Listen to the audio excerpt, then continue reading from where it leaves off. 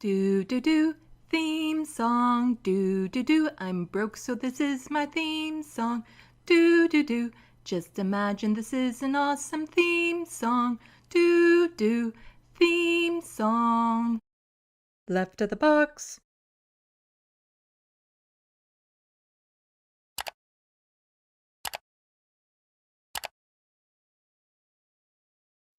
Hello, welcome to Left of the Box. Bonjour, bienvenue. I'm Sandy. Welcome, welcome, welcome everyone to this very snowy, stormy Sunday afternoon evening. Yes, to all the people in the path of this really brutal storm that is hitting areas, please stay safe, stay inside, stay warm. So far in the sandbox, we have Jet, B-Cat, the reference frame, True Democratic North, and Hermeteorologist. Welcome, everyone.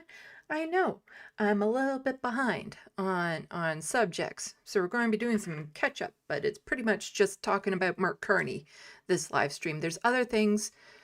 I meant to do a live stream yesterday. I couldn't get around to it for reasons of the pinned tweet. So today it's all talking about Mark Carney. Well, there's Greenland, there's the China deal, and there is the peace board thing that he kind of wasn't part of. Maybe almost, not really. And the speech of speeches, the speech that rang around the world that will be quoted in infamy, the speech. So we'll be talking about that as well. So there's tons to actually go over, even though it's very federal Mark Carney centric stream today.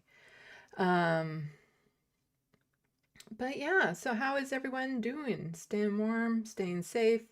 It's been, just watching the news in the past 24 hours too has been brutal. The second assassination by the ICE agents. So, lots of other channels are covering that. I will not be. Let's just say the ICE, it was not just. Also, I do have some fun stuff to show you guys. I've been working on some paintings as a way to coping, and also I'm partaking in a small vending market on the weekend for art and whatnot.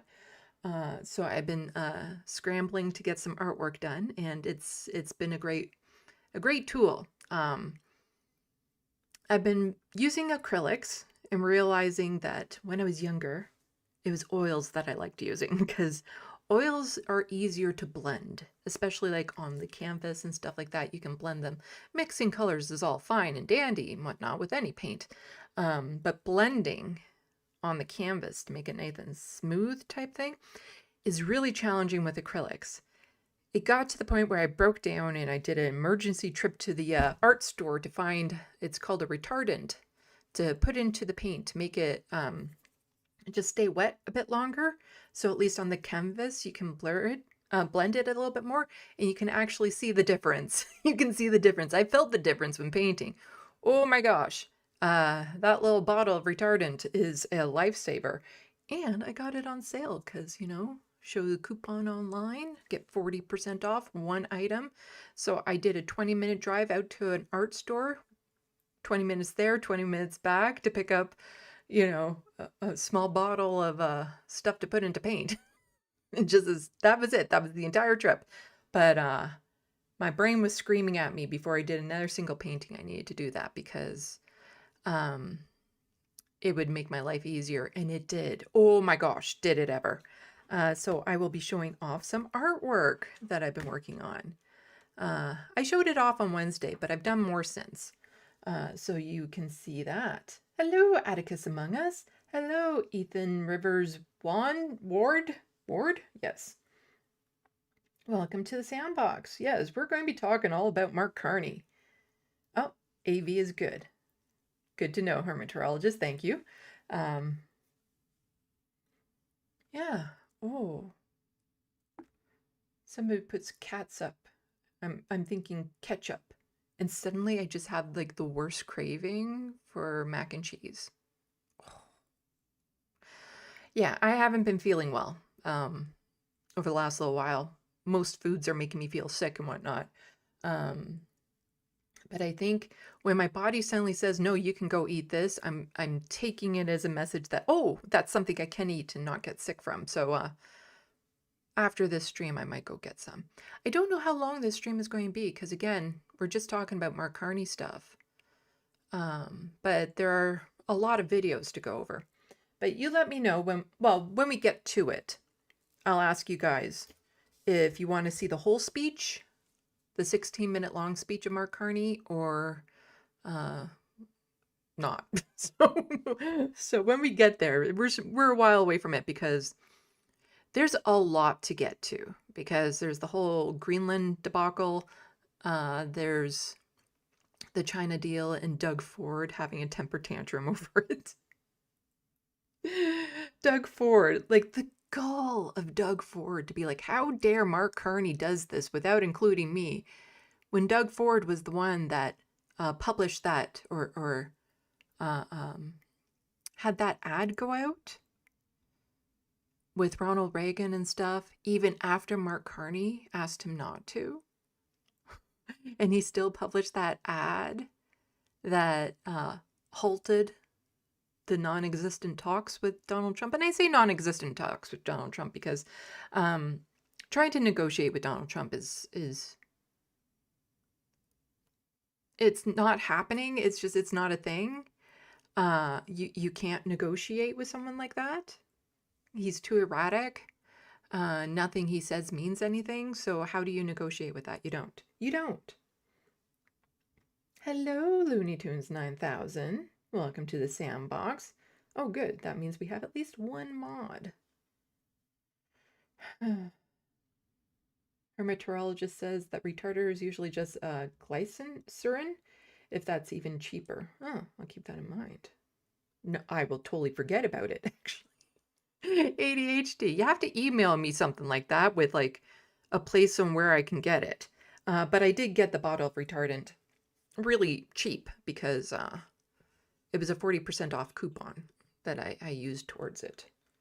So I got it pretty cheap. That is Kiss Among Us. Darn, why did a mod show up? Yeah. Oh, is Real John Litham also there? Did I miss saying hello to John? Well, hello, John, because I'm seeing somebody else say hello to John. Oh, there you are. Okay, I see you. I see you. But yes, I have artwork to show you, but lots of Mark Carney stuff. So let's see if I make it through the whole thing, because I'm in a really bad mood. This is me dissociating right now. I have to do this. This is like the stage face. Stage energy is what us theater people call it. You can be in a horrible mood. You can even be physically ill, but you get that stage energy going and you dissociate and you make it through knowing that you're only on for a set time and then afterwards you can crash. It's a skill. It's a skill. It's a useful skill. But yeah, okay. Just checking the SandBox again before we get going. We should probably just get going with it because there's a lot to go over, even though it's all Mark Carney. Well, not really all Mark Carney. I need to plug this in. Because not everything is about him. There's other people who talked. There's a lot about Donald Trump in this. Again, just everything that's happening down in the States right now. I just hope everyone is staying safe. Tragic, horrific news coming out of the United States within their ice shooting, the storm that is hitting a huge swath of the United States. We're going to get some of it up here, but nowhere near to the same extent. And generally speaking, we're a little bit better equipped for that up here. We tend to know what we're doing. So we have that. We have all that.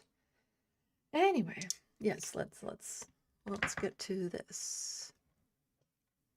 Yay, it's the correct screen right off the bat. Also, reminder, go check out my new art channel called Sandy Lovis. I haven't posted on there about the new artwork that I'm doing because that takes a lot of energy and setup and stuff, and I haven't been there. My headspace has not been good for that. So I've just been working on art, which means that I have to keep the door closed so it gets super, super dry in here because Lanier and Abernathy would be into the paintbrushes and into the paint and into... It wouldn't surprise me if they would start chewing on the canvases or chewing on the paint bottles that I have out. They would definitely chew on the paint brushes. So I have to keep all of this away from them for very obvious reasons. So yeah, I have to keep the door closed when I'm in here. They don't like it so much because they want to be on my lap right now. So you're not going to get any kitty cat surprises during this live stream. And like I said, it makes it super dry in here as well. Okay, so this goes back to January 18th. Again, I'm doing a bit of catch up here. A lot of you probably already know about these stories because it's been covered ad nauseum by other channels, but you know, it hasn't been covered by me, and I cover it from a Canadian perspective. So I feel that it's still important for me to go over this. I had the information collected. I put all this work into setting it up and everything. And, you know, I don't want to get too behind. Like, I feel like I should do in there live stream tomorrow to talk about the other news that I've saved. But yeah, that's not going to happen. Because like I said, I'm trying to get ready for that vending market next Saturday. Anyway, so breaking. In a stunning rebuke of Donald Trump, Canada's Prime Minister, Mark Carney, just made clear Canada would militarily fight against the U.S. should Trump invade Greenland. Wow. Let's listen. I'd like to know what Canada is doing to protect the integrity of Greenland. And related, China fashions itself a near-Arctic power, and with some claims to Arctic resources. So I wonder if you could answer that question, what we're doing to help protect Greenland's integrity, and how do you feel about China's claims, such as they are, to Arctic resources? Well, several aspects of that. The first, with respect to Greenland, the future of Greenland is a decision for Greenland and for the Kingdom of Denmark. Interesting how he's like, oh, well, Greenland should be decided by Greenlanders. Greenlanders? Sure. Where was that when it came to Venezuela? How about the Palestinians? It's very interesting how it's very specific countries where it's okay. They should be the ones in charge of it. But other countries, well, we need to step in and do something. I wonder what the difference is. Guess we'll never know. We are NATO partners with Denmark, and so our full partnership stands. Our obligations on Article 5, Article 2 of NATO stand, and we stand full square behind those. Yeah, so we'll get to it. Trump has backed off from his stance on it, but has he? Well, we'll get to it as we go, because again, I usually try to put all these tabs in a narrative format so that we follow the story throughout. So this is just initially when Trump was threatening again, like super threatening to invade Greenland after he had just basically done that to Venezuela. And remember, I talked about it then. I had like a whole stream. And Mark Carney's response to that was, well, you know, the leader of Venezuela, bad person, so this is probably good. As long as the United States follows international law, which they broke in order to do it in the first place. So very, very different tone for some reason with this one. And then, of course, Pierre Poilievre had to open his mouth. One of the rare times he's actually being like, Donald Trump, I'm not licking your boot on this one. He says, It is unacceptable for the U.S. to seize the territory of a sovereign country, including by threatening tariffs on other NATO countries. Greenland is part of the Kingdom of Denmark, and we support its territorial integrity. Conservatives support NATO and Canada's obligation as a NATO member. Canada should strengthen the NATO alliance and rebuild our own forces in the Arctic to combat threats also coming from China and Russia, and to protect our seas, skies, and soil. I have no idea what accent or voice that was. And the Serf's just pointing out, congratulations to President Trump on successfully arresting narco-terrorist and social dictator Nicolas Maduro, who should live out his days in prison. Again, a very different tone. Because this is what Pierre Poilievre had tweeted out after the United States invaded Venezuela and kidnapped its leader. Again, Maduro, not a great person, horrible person. But, you know, if Pierre Poilievre was unfortunately Prime Minister of Canada, I would not be okay with another country coming in and kidnapping him and his wife, killing a whole bunch of citizens in the process. Not to mention they had already been murdering our citizens, hoping to invoke some sort of reaction. Murdering a whole bunch of citizens to kidnap them and take them back to their country for trial on souped up charges. I wouldn't be okay with that. As much as I would want Pierre Poilievre out of power, that's not how I would want it done, especially then when that country who came into our territory, killed our citizens, would now be dictating who we have run our country. Not okay. Would not be okay with that. It's called consistency. You know, with our views when it comes to this sort of thing. I'm kind of, you know, even when bad things happen to bad people, if it's something I have a principled stance against, then I'm not okay with it. So here we have breaking. Donald Trump has just slapped 10% tariff on the UK for supporting Greenland, which will rise to 25% in June. Denmark, Norway, Sweden, France, Germany, the UK, the Netherlands, and Finland all named. And Owen Jones had just said, quote tweeting that, saying, "The United States is a hostile foreign power. Keir Starmer tried to be Donald Trump's poodle and has been totally humiliated. The Tories and Reform UK are exposed as stooges of a hostile foreign power. It's time for this country to take back control." And again, this is another reason why it's absolutely useless to negotiate with Donald Trump.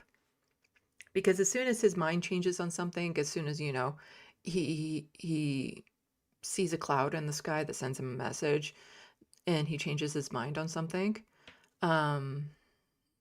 any relationship you had with him, any concessions you gave him, means dick all. All the concessions that Mark Carney gave Donald Trump means nothing. All the bootlicking he did, everything, all of the elbows down attitude he had towards Donald Trump meant absolutely nothing. Because so far, we have got nothing from the United States with Mark Carney.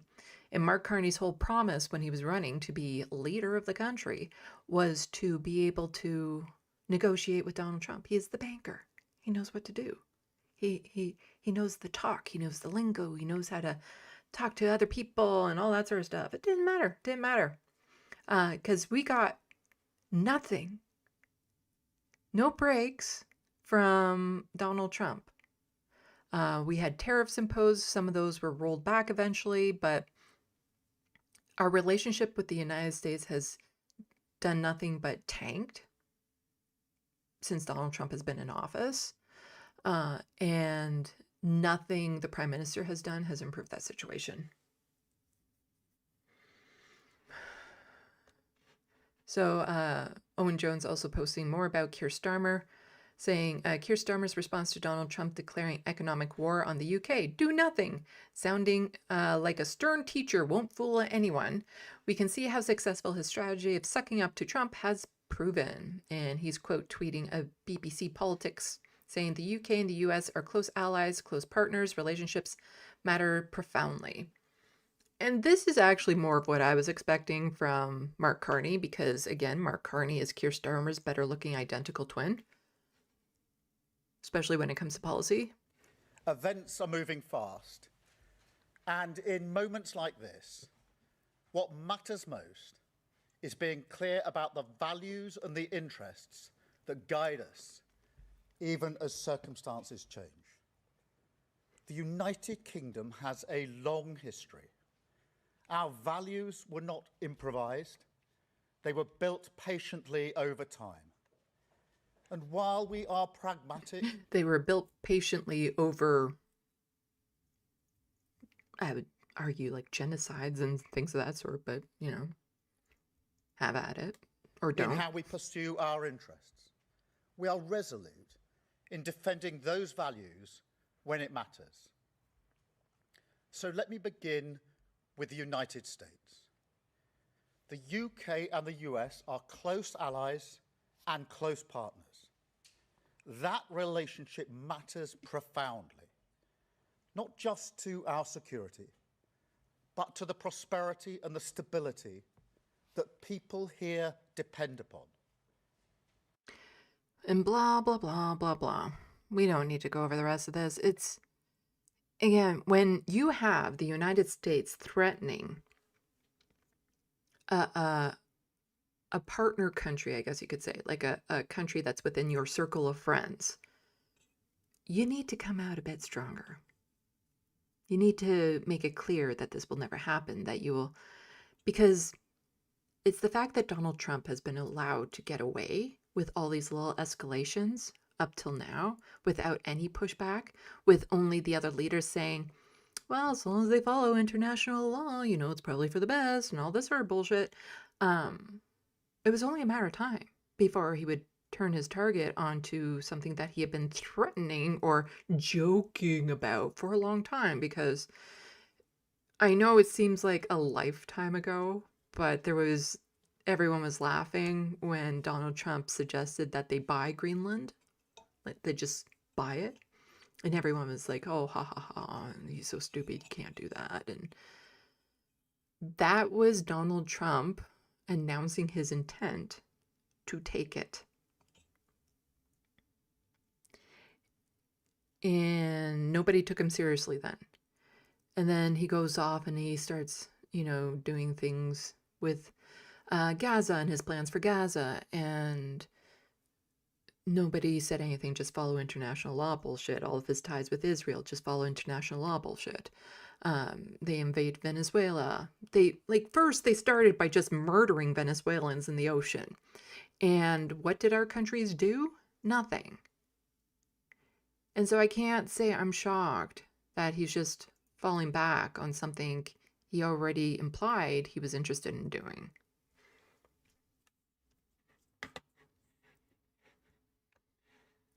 So French President Macron hints at possible air defense system that Greenland may be provided.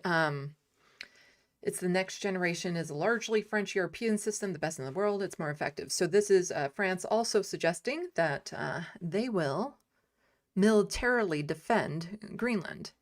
I'm going to have to read subtitles because I can't translate French. Et nous avons, So we have en particulier, let's back this up. And we have capabilities, in particular with our Italian partners, and British for the missiles. The SAMPT next generation is largely French and European offer.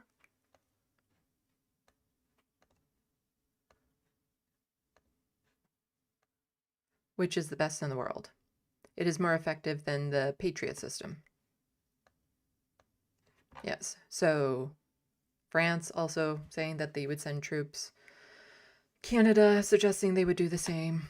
Other NATO countries also suggesting the same. Like, they weren't just going to allow Trump to plant a flag. And again, all this stuff, I covered it earlier in an earlier live stream, where Trump was on about like, oh, you can't just land a ship there 500 years ago and claim the land is yours, with no sense of irony. Like, just no self-reflection, nothing. Like, it's kind of like when the Americans did it, they deserved it. They were owed that land for landing there. But other countries, no, they don't get the same privileges as the United States. So the serf's also pointing out Europe was fine with thousands of Palestinian children being starved and bombed to death with weapons. Because, again, people are complaining or saying, you know, no country has the right to take over a territory of another. Not Ukraine, not Greenland, not anywhere in the world. And then people pointing out, you know, Palestine and Gaza and whatnot. Where was this rhetoric for the past decades with the encroachment in the West Bank, with the fact that so many Palestinians were forced into Gaza, and then with Gaza being completely obliterated? And somebody else was listing off like a whole bunch of other countries that I don't know off the top of my head, like Yemen or Syria and stuff, where this sort of thing has been happening to the silence of these Western countries. They suddenly don't seem to care. Like, they suddenly seem to care when it's one of the group, when it's one of their own. But before that, silence. Nobody was saying anything. Let's see. Yeah, everyone just saying Gaza.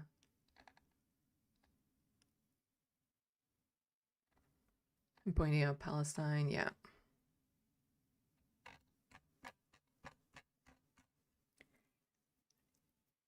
Like, where's just one Western leader saying, oh, now that we're saying this out loud about Greenland, it really makes us look like, you know, assholes about what's happening in Gaza and us not saying anything. Maybe we should do something.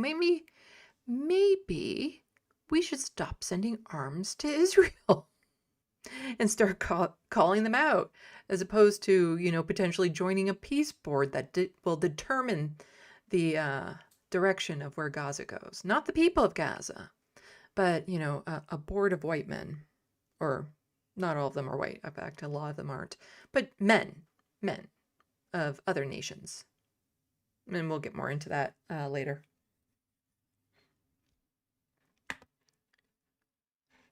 I think this is militarizing parts of the region. There we go. I want to thank European Parliament for your active engagement in Arctic affairs, including for the timely AFET-INI report adopted last November. Its conclusions echo our own assessment. The Arctic has become a region of growing geostrategic importance. Climate change is transforming the Arctic faster than any other place on the planet. Melting ice is opening new routes and economic opportunities, but also create new risks. I like that. You know, climate change, new routes, and economic opportunities, huh? There's now resources we can exploit with some of those ice sheets gone, huh? So it's not all bad, this climate change. And of course she says, and there's also some risks. Like, oh, to live in such a capitalist world that is just destroying it. And right up to the very, very end, they'd be like, but we can still profit from this element of it. So is it really that bad? Russia's war of aggression against Ukraine has reshaped the European security landscape far beyond Ukraine itself. The Arctic is not insulated from this. Russia has disrupted cross-border and regional cooperation in the High North and intensified hybrid activities while militarizing parts of the region. The ship that cut the internet cables in the Baltic Sea in December 2024 escaped through the Russian Arctic waters. Geopolitical tension and Okay, yeah. We got it. So here we also have the Chinese foreign minister on Greenland. We urge the United States to stop using the so-called China threat as a pretext to pursue selfish interests. Yeah, it must be very grating on the Chinese to constantly be painted as the villain when you have the United States right now you know, murdering Venezuelans, then invading Venezuela, kidnapping the leader. They currently have ICE agents assassinating people in the streets. There's all these kidnappings that are happening in the United States, all these human rights violations going on within the United States. The fact that ICE isn't funding healthcare right now for the 70,000 plus people that they have in custody. But the United States will be like, China bad. Whereas China isn't trying to take over any other country right now. They're not the aggressors in any situation. But they're still being used as the scapegoat by Trump to justify what he wants to do. I can imagine that they're just sitting there like, what the fuck? Like, looking at the rest of the world like, are you still buying this bullshit coming from him? Because look at what China has done. Are they great on everything? Of course not. No country is. Canada has a lot of flaws that I talk about a lot on this channel. And also a lot of the human rights violations we hear about in China. We have to understand that we are being propagandized. I don't know how accurate a lot of the information we receive is, because it's already gone through the Western filter. So I don't, unless you live there and talk to the locals and immerse yourself in that culture, it's hard to say what's happening. I can guarantee you, though, there are bad things happening, that there are some human rights violations going on. Because again, that is every country. Every country. Hello, MIDI doctors. Canada and China is good pairing. Canada should join the EU. I would love to join the EU. Hello, Boku. Yeah, no, I will be talking about the China deal later on, and that's, you know, the thing, the headline, like, Carney did something good. Like, I do very much agree with that, like, what he did with China. And the less attachment we have to the United States at this point, the better. We definitely need that. And we already have trade relations going back, you know, decades with China. Like, a lot of our product, and they're one of our largest trading partners. And the idea that we continuously throw them under the bus to be friendly with the United States, again, is just, it's ridiculous. Because literally, what has China done to us here in Canada? What has China done to us that would warrant any sort of under bus throwing? How have they harmed our economy? How have they, like, yes, we've had jobs go overseas, but that's the corporations. And there are things that our government could do to, you know, mitigate that. But have they threatened to invade us? Have they threatened to cut off supplies? Have they assassinated, you know, Canadian citizens? I'm trying to think, they might have. I don't know. Oh, that was India. Like, what kind of aggression have we received from China? Instead, everything they do with us seems like they want to get along, and we're a more reliable trading partner than the United States right now. And I think that the world is waking up to that you know, China's going to be the next super economic power of the world and things of that sort. I don't want Canada to even attempt to be that, because you know what? It's not a great spot to be in. We don't need to be number one. Let's look after people here first. But we don't need to be like the biggest and best in the world at anything. Other than like human rights respecting. That would be great. We're far away from that. But yeah, I think more trade with China is great. More cutting ties with the United States is great. And like I said, we'll get into it. But this is them just talking about, like, stop using us as, you know, your excuse. Already clarified our positions on Greenland multiple times. The international law based on the purposes and principles of the UN Charter is the foundation of the existing international order. It must be safeguarded. We urge the US side to stop using the so-called China threat to use as a pretext to gain selfish gains. Already clarified. And then here's Mehdi Hassan, again, just like, probably being like, of all the times for me to become an American. God damn it. Imagine if Biden went to a major international event and confused the name of the place he was obsessed with not once but 3 times. We'd be having constant discussions about his dementia. Yes. Again, we'll be talking about the NATO stuff later on, but this is tied into the Greenland stuff, so I'm putting it here. Where, yeah, he starts talking about Iceland instead of Greenland because do all Nordic countries look alike to him? Like, oh, and I don't. Let's see. Okay, there we go. Europe, I'm helping NATO, and I've until the last few days when I told them about Iceland, they loved me. Told them about Iceland?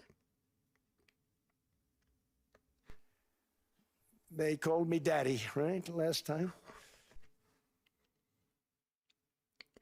I kid you not, I literally thought this was AI. I actually thought this was AI when I first saw it. And I remember it's like, I'm not going to report on it till it comes from like until I see it from a reputable source type thing. And then I saw it from reputable sources and I'm like, okay. The leader of the former most powerful nation in the world went on the world stage to be like, these other countries called us daddy. There's no taking this back. This is part of history now. This will be studied by historians. People will be sitting there like, how the fuck was this allowed to happen? How did somebody like Donald Trump not get elected just once, but twice? That people would look at Donald Trump after saying something like this and still think he's a good leader because there's still so many people in the United States that are just absolutely in a cult. This is like global hysteria. No, that's not the right word. There's like a global conditioning thing going on. But like in the United States where they're just like, no, he's our guy. He just talked about other countries calling him daddy. Ugh. Very smart man said, he's our daddy. He's running it. I was like running it. I went from running it to being a terrible human being. But now what I'm asking for is a piece of ice, cold and poorly located, that can play a vital role in world peace and world protection. It's a very small ask. It's a very small ask. Let me take over this country that I confused with another. Just, yeah, small ask. I want to take it. I just want it. Just because somebody told me that it'd be a good idea at one point. But yeah, I want it. This is a small ask. Compared to what we have given them for many, many decades. But the problem with NATO is that we'll be there for them 100%. But I'm not sure that they'd be there for us if we. I'm pretty sure Trump was threatening other NATO countries at some point because he felt like they weren't paying enough. Oh man, again, it wasn't that long ago, but it feels like ages ago. And I can't quite remember what that was off the top of my head, where he was actually threatening other NATO nations to not protect them or something unless they start paying more money. Gave them the call. Gentlemen, we are being attacked. We're under attack by such and such a nation. I know them all very well. I'm not sure that they'd be there. I know we'd be there for them. I don't know that they'd be there for us. So with all of the money we expend, with all of the blood, sweat, and tears, I don't know that they'd be there for us. They're not there for us on Iceland, that I can tell you. I mean, our stock market took the first dip yesterday because of Iceland. Iceland. And the bumper down here saying, Trump, I won't use force to take Greenland. You notice how the Greenland, to take Greenland, isn't in part of the quotations?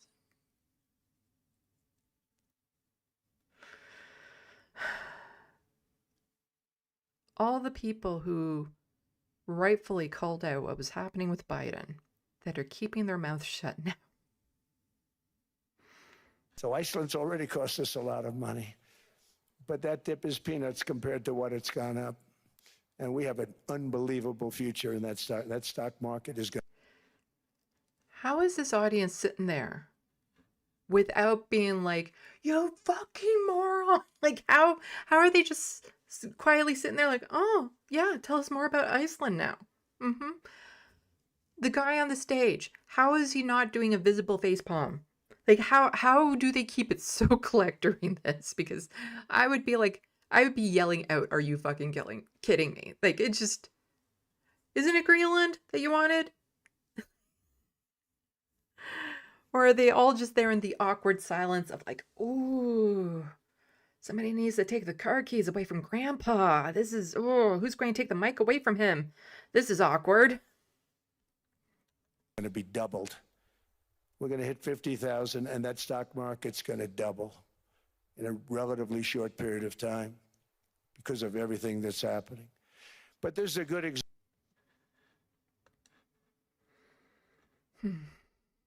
And then again, Mehdi Hassan, just like, of all the times for me to become American. He says, I have never in my 46 years on this planet come across a more pathetic and needy individual than this man, because we found out part of the reason why he's so mad and stuff and why he wants to do all this stuff. And it's because Norway now didn't give him the Nobel Peace Prize. You know, should have gotten the Nobel Prize for each war, but I don't say that. I say millions and millions of people. And don't let anyone tell you that Norway doesn't control the shots, okay? It's in Norway. Norway controls the shots. They'll say, we have nothing to do with it. So the Oscars being in LA, does that mean the United States government controls the shots on who gets the Oscars? Actually, it wouldn't surprise me all that much, but because an award is handed out in one country, therefore the government is in control of that. And I have a lot of qualms about the Nobel Prizes, especially how they're not exactly inclusive. You know, they're given out to people within certain circles. And the history of who they've given the Nobel Peace Prize to immediately delegitimizes any sense of what these prizes are supposed to be.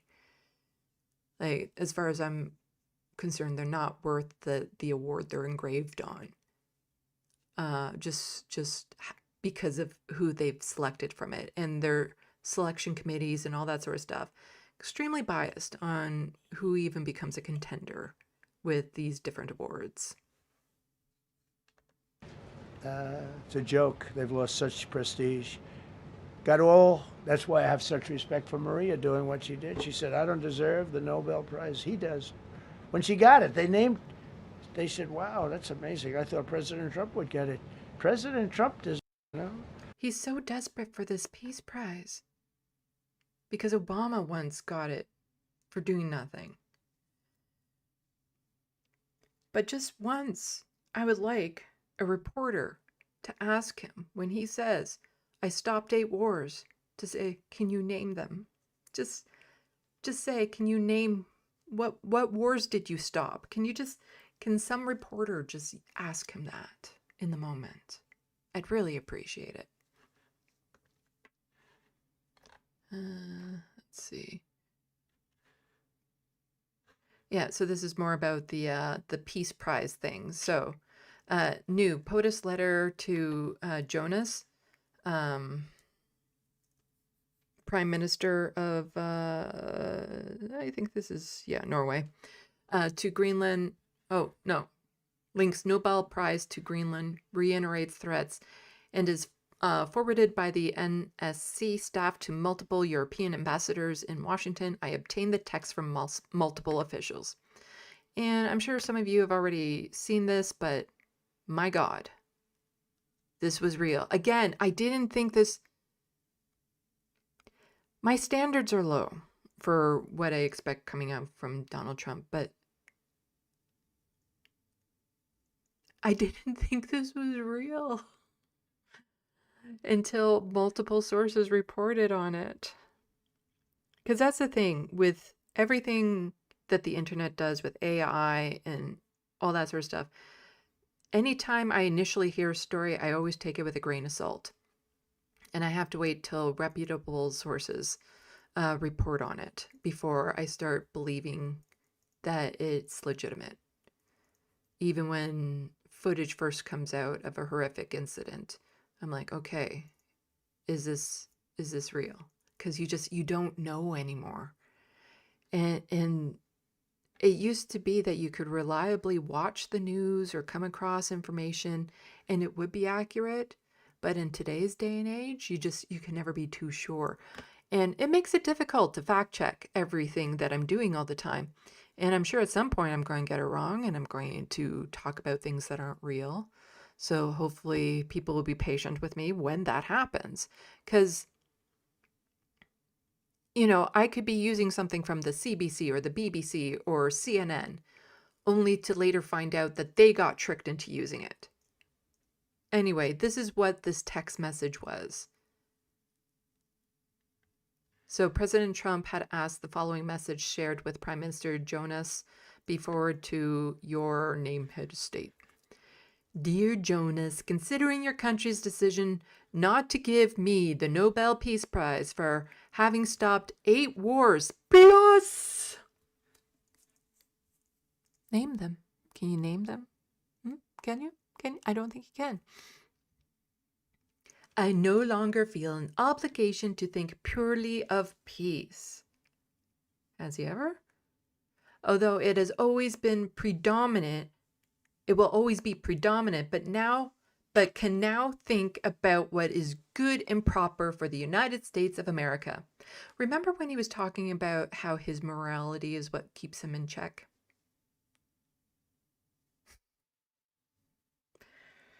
That wasn't too long ago either. It really does feel like he's gone Homelander. And I'm talking about The Boys. I watched that series. I love that series. And spoiler, just if you're watching it, spoiler alert. It's when Homelander no longer cares about being adored and loved by the people. He suddenly realizes, like, why the fuck am I listening to them and why am I not just doing anything I want? And it really does feel like Trump is in that phase now where he's like, he doesn't care if people love him anymore. He doesn't feel the need to be admired. He just wants what he wants. And he's still in a position where he's too powerful to be challenged. Nobody around him is doing anything about it. They should be. Because this idea of like no longer feel an obligation to think purely of peace. So he's thinking war. Good and proper for the United States. So basically, if he deems it within the best interest of the United States, he's just going to do it, like, invade Greenland and whatnot. But we'll get to the end of this narrative soon. Denmark cannot protect that land from Russia or China, and why they do have a right of ownership anyway. There were no written documents. It's only that a boat landed there hundreds of years ago.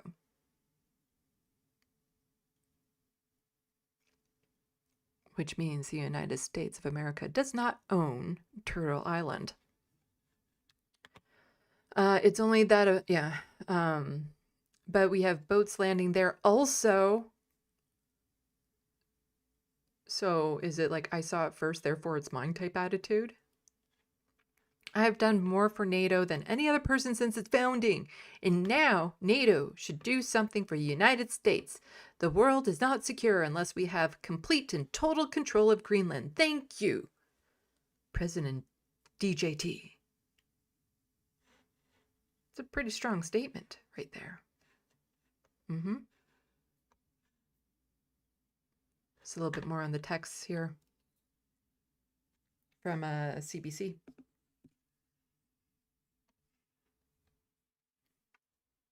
Norway's prime minister texted in part to Trump, "We believe we all should work to take this down and de-escalate." Trump replied, "Considering your country decided not to give me the Nobel Peace Prize for having stopped 8 wars plus, I no longer feel an obligation to think purely of peace." Donald Trump to a very In large fact, extent, it's not Norway's government that hands out the prize. I think the particular choice of words certainly relates to the fact that he's sort of a hissy fit about not getting the prize. Despite the text being released and confirmed by Norway's government, Trump's Treasury Secretary was dismissive. It's a complete canard that the president will be doing this because of the Nobel Prize. Trump has said the U.S. needs title to Greenland, which is an autonomous territory of Denmark, to stop Russia or China from getting it. He's vowed to hit 8 European NATO nations who recently sent troops to Greenland with tariffs starting next month until he gets what he wants. German Chancellor Friedrich Merz underscored Europe has options for retaliation, with tariffs of its own or restrictions on U.S. businesses, as other leaders signaled a kind of reluctant resolve. We are living in 2026. You can trade with people, but you don't trade people. The right way to approach an issue of this seriousness is through calm discussion between allies. I have to make this bigger. There we go. So EU chief, and this is again from CBC, EU chief promises unflinching response to new tariffs as Trump trolls and threatens on social media.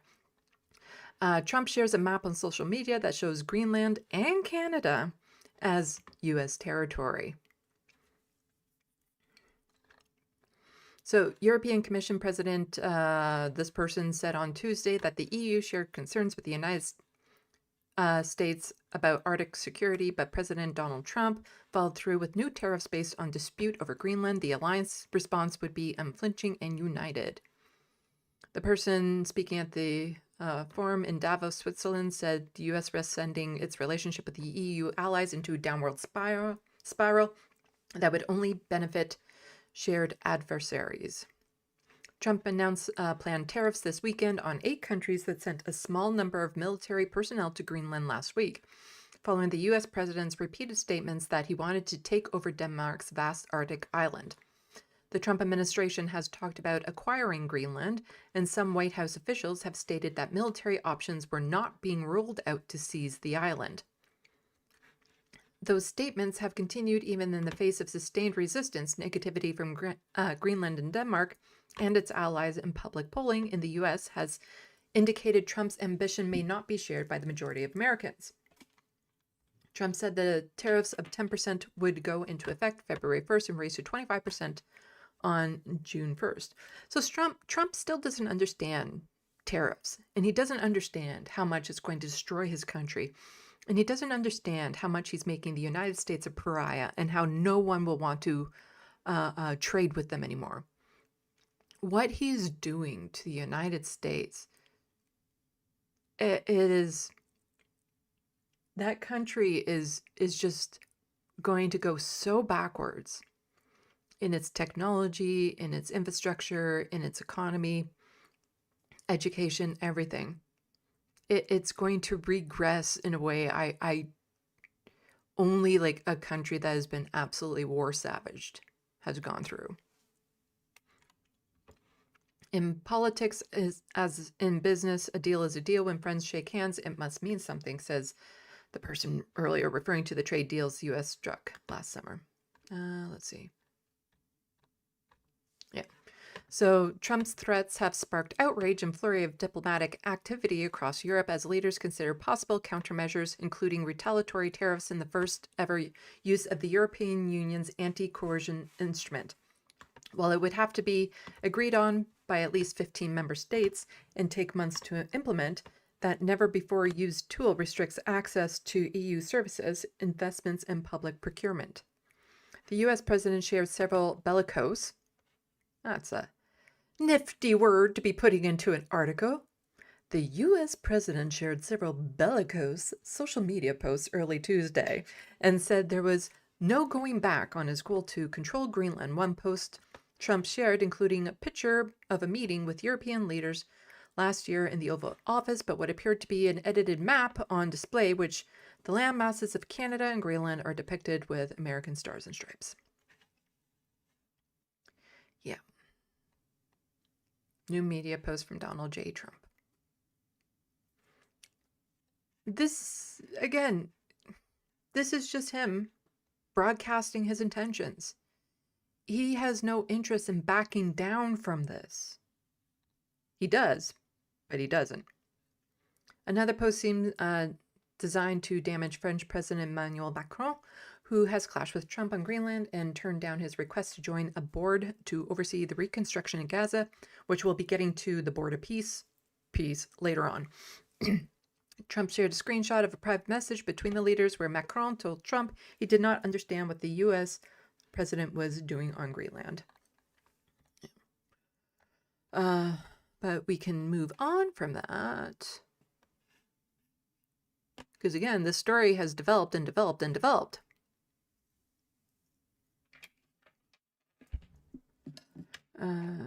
So Canada considers sending a small number of troops to Greenland as Trump seeks to acquire island. Again, the Canadian government is considering sending a small number of troops to participate in training exercises in Greenland, following the lead of multiple countries. And I already touched on that. I forgot that I had touched on that earlier and in here. And this was a short article anyway. But yeah.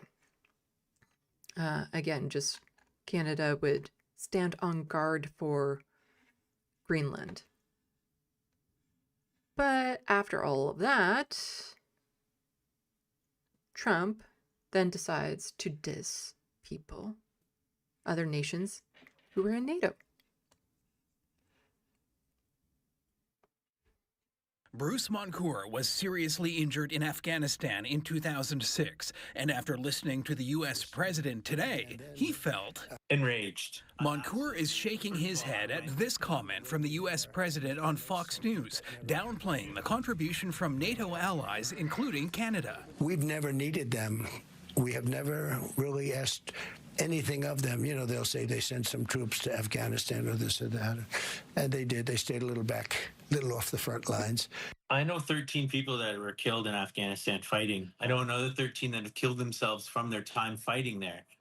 40,000 Canadians served in Afghanistan, the largest deployment of our troops since the Second World War. 158 were killed. Moncourt was wounded when his platoon was mistakenly hit by friendly fire from U.S. troops. I had to have 5% of my brain removed. I had to relearn how to read, write, walk, talk, and effectively ended my military career. Trevor Street served 2 tours for Canada and says Trump's comment that NATO allies stayed back from the front lines speaks to his ignorance. There was no front line. That was literally the entire problem. If there'd been some sort of World War I-esque front line in Afghanistan, I mean, we would have been out of there in a month. There is also plenty of outrage online where people are posting photos like this one captioned, "Canadian soldiers leaving Afghanistan in 2006 after doing nothing." Street wants to use the attention Trump's put on veterans to good use to call for federal funding for the Veterans Transition Network. It provides housing and counseling for the veterans who did so much in Afghanistan and beyond. Andrew Johnson, CTV News, Vancouver. Yeah. So Trump just constantly insulting his allies, backstabbing his allies. You know, countries that have always, you know, gone to bat for the United States, have participated in their war crimes, everything. You know, countries that do war crimes together should be, you know, bonded in some way or whatever. I'm sure there's a phrase. There's a phrase in my head. Those who do something together stay together. There's a phrase like that, isn't there? Think of it off the top of my head. But yeah, countries that do war crimes together are two of a feather. I don't know. I don't know. I don't know the phrase, but yeah, Trump is utterly destroying the United States in a way that, historians will just be studying the shit out of this, because we are watching the fall of the United States empire in real time. Like, it is happening before our eyes. I'm kind of shocked at how fast it's happening. But then again, I don't know how fast other empires fell. If it was more of a lead into it, or maybe somebody would argue that it's been leading up to this for a long, long time, and Trump is just the spark, the catalyst for it, which I'm sure Owen Jones is probably talking about in that book that he's writing, Fall of the West. So he probably would say that it's been long coming and Trump is just the catalyst for it. But anyway, so Owen Jones here just tweeting out, Trump has been forced to retreat because pushback from Europeans, however meek. A lesson there to end cowardice and stand up to him. So after Trump was saying all of this stuff, where is it? No, this one? Yeah. Wants complete and total control of Greenland. Just a short time after. This is not a new deal. This is Trump surrendering. For now, they have always said that the U.S. and NATO are free to do what it wants. And this is coming from Ron, I don't know how to say his name, in Greenland from a military perspective. Trump said that it wasn't good enough because he needs the U.S. to own it. So this is simply Trump backing down. So Trump had socialed out based upon a very productive meeting that I have had with Secretary General of NATO, Mark Rutte. We have formed the framework of a future deal with respect to Greenland and, in fact, the entire Arctic region. This solution, if consummated, consummated by people who call him daddy, will be a great one for the United States of America and all NATO nations based upon this understanding. I will not be imposing the tariffs that were scheduled. Hello, Lucy Hayes. Thank you for the raid. Super appreciated. Everyone, go check out Lucy Hayes' channel. She does great work. If somebody would be kind enough to toss her link into the SandBox. But yes, everyone go check out Lucy Hayes. So, this solution, if consummated, will be a great one for the United States of America and the NATO nations. Based upon this understanding, I will not be imposing the tariffs that were scheduled to go into effect on February 1st. Additional discussions are being held concerning the Golden Dome as it pertains to Greenland. Further information will be made available as discussions progress. Vice President J.D. Vance, Secretary of State Marco Rubio, Special Envoy Steve Witkoff, and various others as needed will be responsible for the negotiations that will report directly to me. Thank you for your attention to this matter. He's not backing off. He's just backing off for now. He still intends to do it. It's just the temperature's a little hot.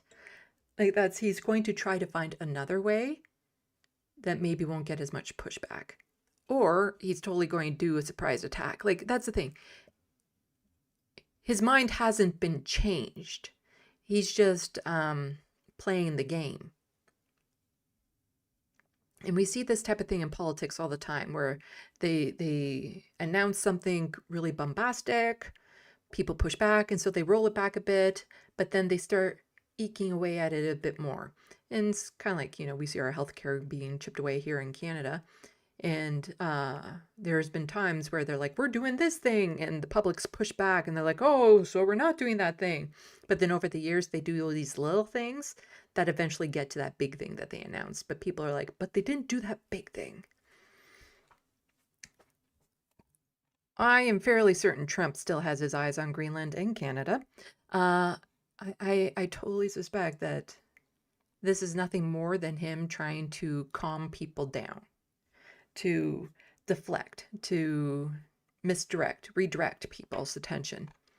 But this means nothing, because Trump can't be taken at his word anymore either. It just can't.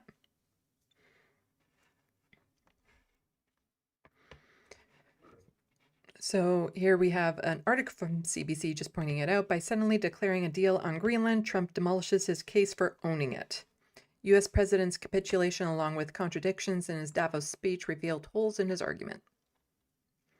In a whiplash-inducing U-turn, U.S. President Donald Trump suddenly dropped his insistence on taking control of Greenland mere hours after laying out in great length his rationale for the ownership of the Arctic island.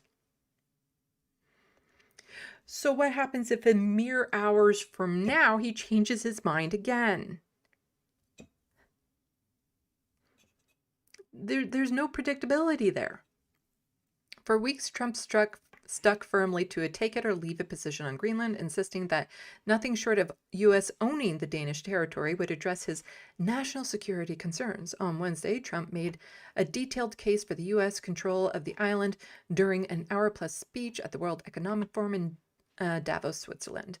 And it's never been about security concerns.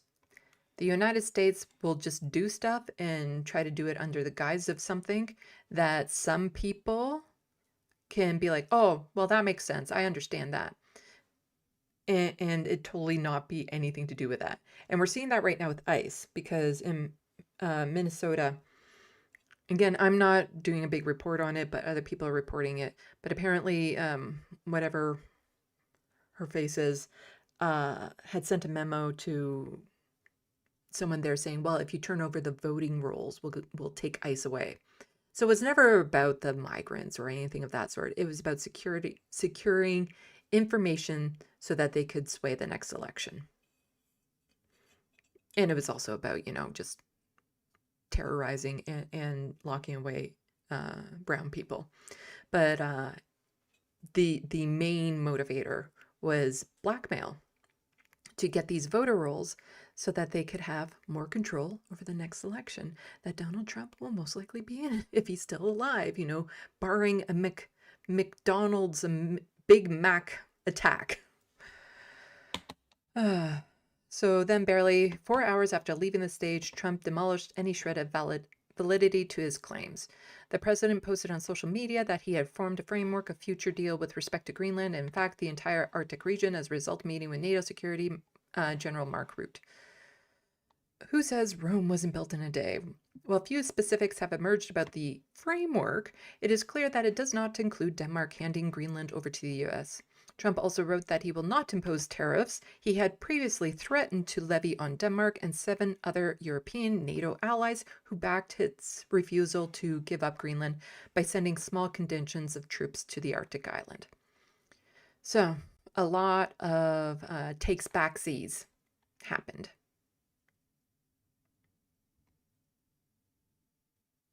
I haven't listened to this. Canada should be grateful to us? What? Canada gets a lot of freebies from us, by the way. They should be grateful also, but they're not. I watched your Prime Minister yesterday. He wasn't so grateful. They should be grateful to us. Canada lives because of the United States. Remember that, Mark? Now, I remember a certain war against the United States that helped firm up Canada's borders. So I guess technically it is true that Canada formed with influence from the United States. The next time you make your statements.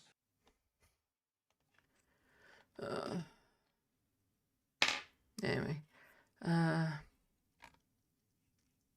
But it's not just Donald Trump basically implying that we should give over. Here's the Toronto Sun. Canada should want U.S. and Greenland to safeguard our Arctic.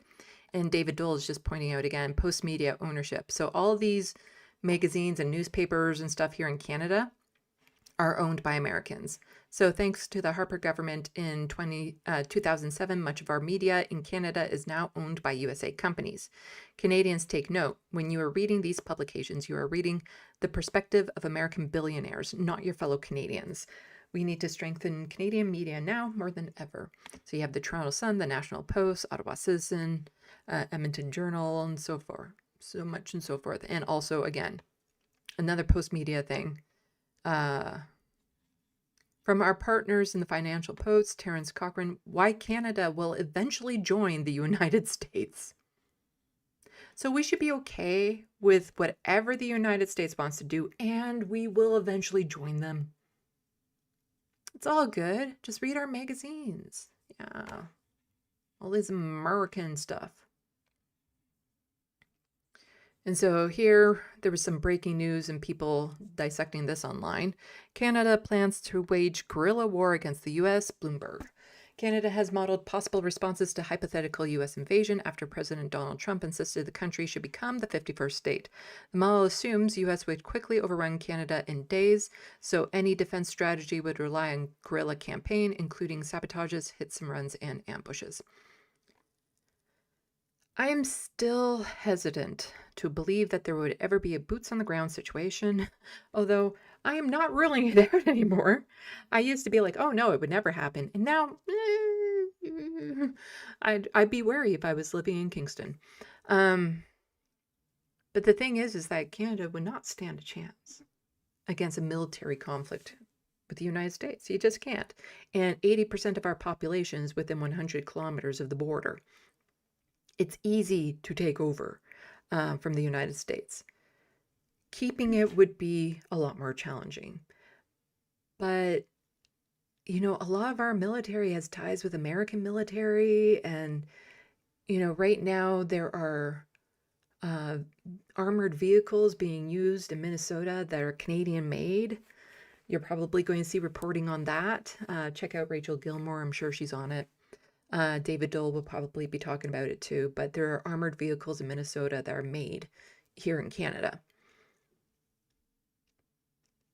So we're talking about like civilians getting together and doing this. It would be hard for the United States to maintain control, but at what cost? This shouldn't even be a scenario that we have to contemplate. The idea of the United States coming here. Like I've never been so worried before about, you know, Canada being absolutely attacked before. And it is something that weighs on me as a possibility. Because we've always been safe over here on this continent, away from other countries and stuff. Under the umbrella of the United States. But now when the aggressor is the United States, being on their border is very, very disconcerting. I've never been this worried before. And yeah, there's a lot of Canadians that be like, oh, we'd fight back and all this sort of. No, they won't though. That's the thing. There's a lot of people that like to speak patriotic, but very few people that will step up to the plate. We are seeing some very heroic people in Minnesota stepping up and they are being executed or they're being arrested and stuff. But to do that on a scale large enough to actually kick ICE out of the state hasn't happened yet, when there's definitely more than enough people to do that. Like it's... Lots of people would be like, yes, we're patriotic, we will do something. Well, I won't, but I know my neighbor will. Because I know I wouldn't be on the front lines. I wouldn't be, you know, using a gun on anyone or going out and sabotaging things. I still want to be doing my channel, so I'd probably be arrested early on for, you know, being a propaganda person. But when you're actually faced with the reality of being put in these situations, all this hype, all this, you know, fantasies of what you think you are capable of will suddenly hit a wall. And you don't know how you will actually react until you're in that situation. And I just hope that we're never actually in that situation.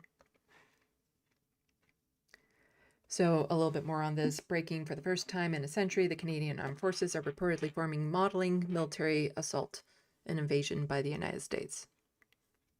The planning openly contemplates irregular warfare, sabotage drones, inside a conflict, tools to suppress occupied population. To prepare, officials are said to be studying past insurgencies that, you know, were maybe going up against us because of what we were doing to their countries, recasting Canada itself as a country that is increasingly hostile to U.S. interests. The Prime Minister's clarion call to defend against a superpower's imperialism. What I'd like to see, Canada become our 51st state.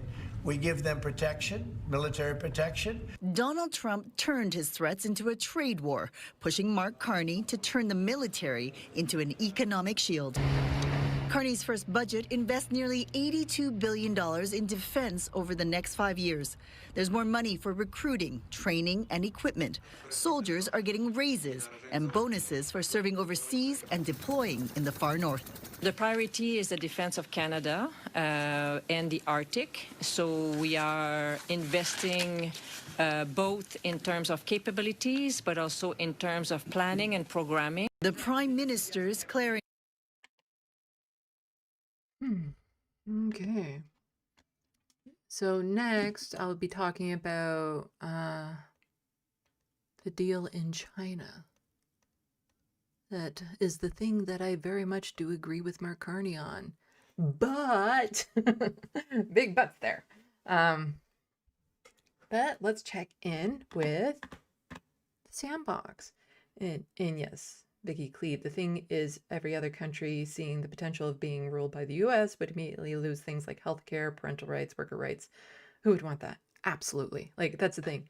I do not want to be American. I do not want to have, you know, their healthcare, their rule, their laws, their Second Amendment, none of that. I don't want any of that. I have my issues with Canada, but I much prefer to be here than in the United States. Okay, so for people who are new, please go check out my new channel. I haven't really posted on it because things in life. Check the pinned tweet to know what I'm talking about. It's kind of, I might seem a little out of it today. And, but please check out my new art channel. In February, I'm hoping to be posting more on that and focusing more on my TYT essay. Yeah, that kind of got sidetracked too with everything that was going on this month.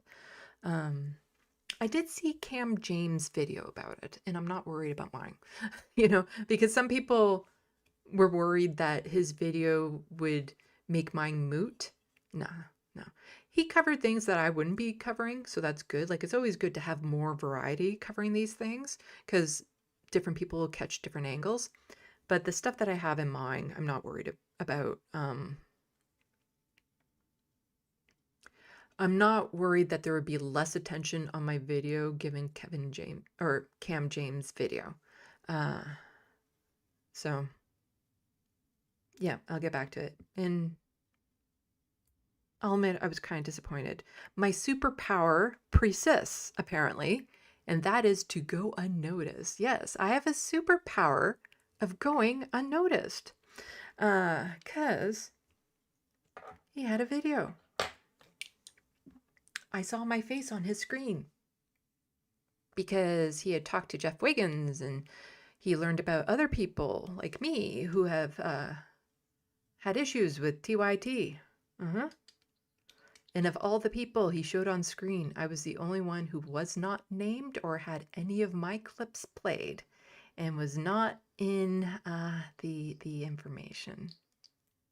You just saw my face on screen briefly. And the only clip he played from one of my videos was the conversation I had with Jank, and he was just playing what Jank said, not anything I said.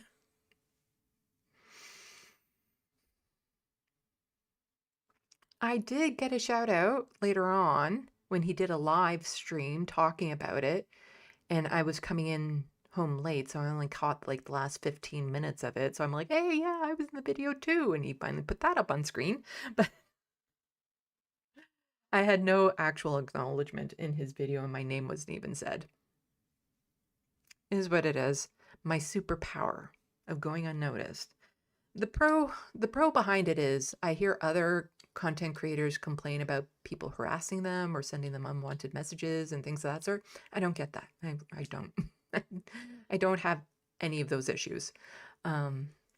So, you know, silver lining, I guess. Good superpower. But no, my TYT essay, oh my God. The things that are coming together for that. And I had started putting in some more good work into it before things went to shit this month. Again, check the pinned tweet to know what I'm talking about. I won't be able to say anything more on it till the end of the stream.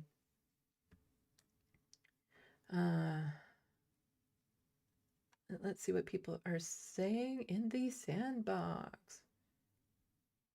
Atticus Among Us, getting rid of the F-16 and reliance on US. That would be nice. That would be nice. Hello, the Wild West. Welcome to the sandbox.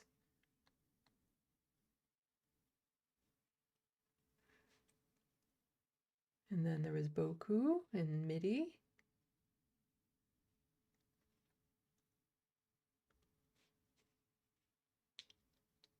The Wild West, both the USA and China can be bad. Well, all countries can be.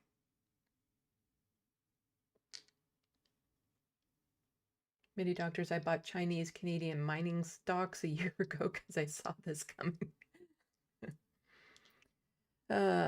Also saying China has sold you cheap dollar panels and knockoff goods. Yes, a lot of our goods come from China.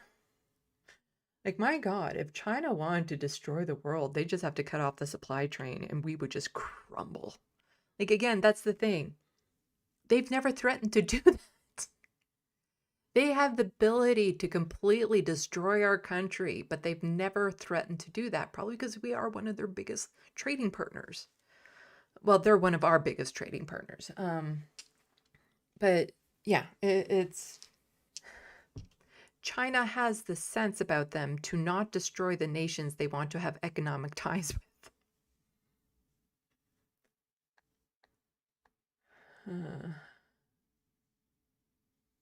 The Wild West, I think they are policing Chinese Canadians, which is a problem. Oh, yeah, this country has been horrendously racist towards Chinese people. The history, it's a very dark history that this country has with Chinese people, too.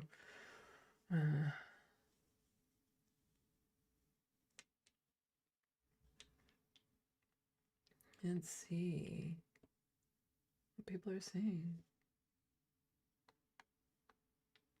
Hello, Angela W. Welcome back to the sandbox. Hi, all. Long time no see. Well, welcome.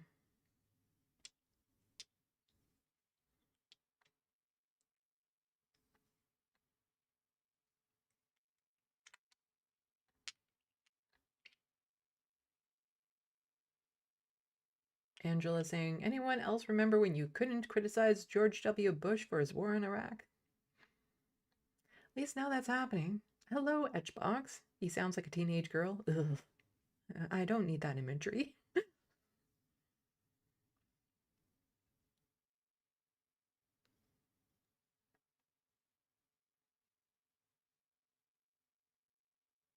Jet, they have more patience than most of us combined, I suspect. Talking about the people in the audience not yelling at Trump. I don't know. I don't know what that's in reference to.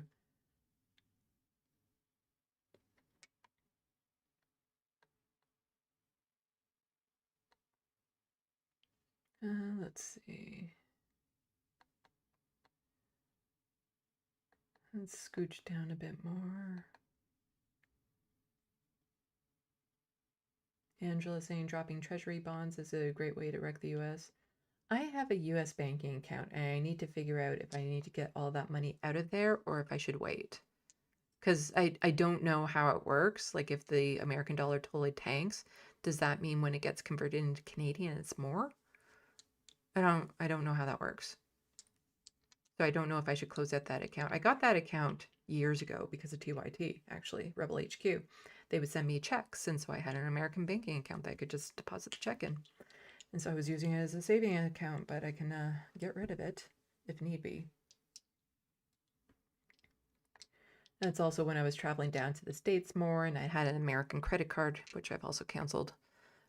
Because, let's face it, I'm not going to the States anytime in the foreseeable future. I would not be allowed.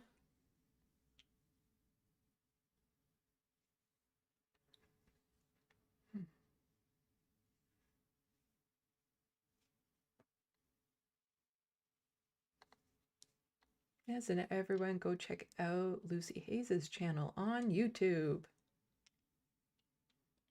Hello, B-Cat. Putting the link to Lucy's channel. Thank you.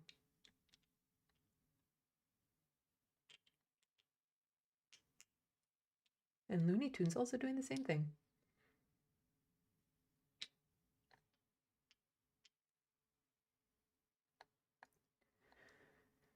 Let's see.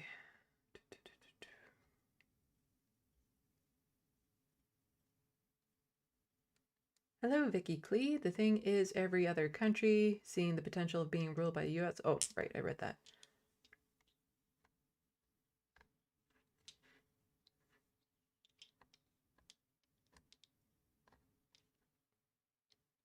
Looney Tunes asking if I saw Anna's or Francesca's video on Anna's fake apology. Yep. It might be getting clipped for my video.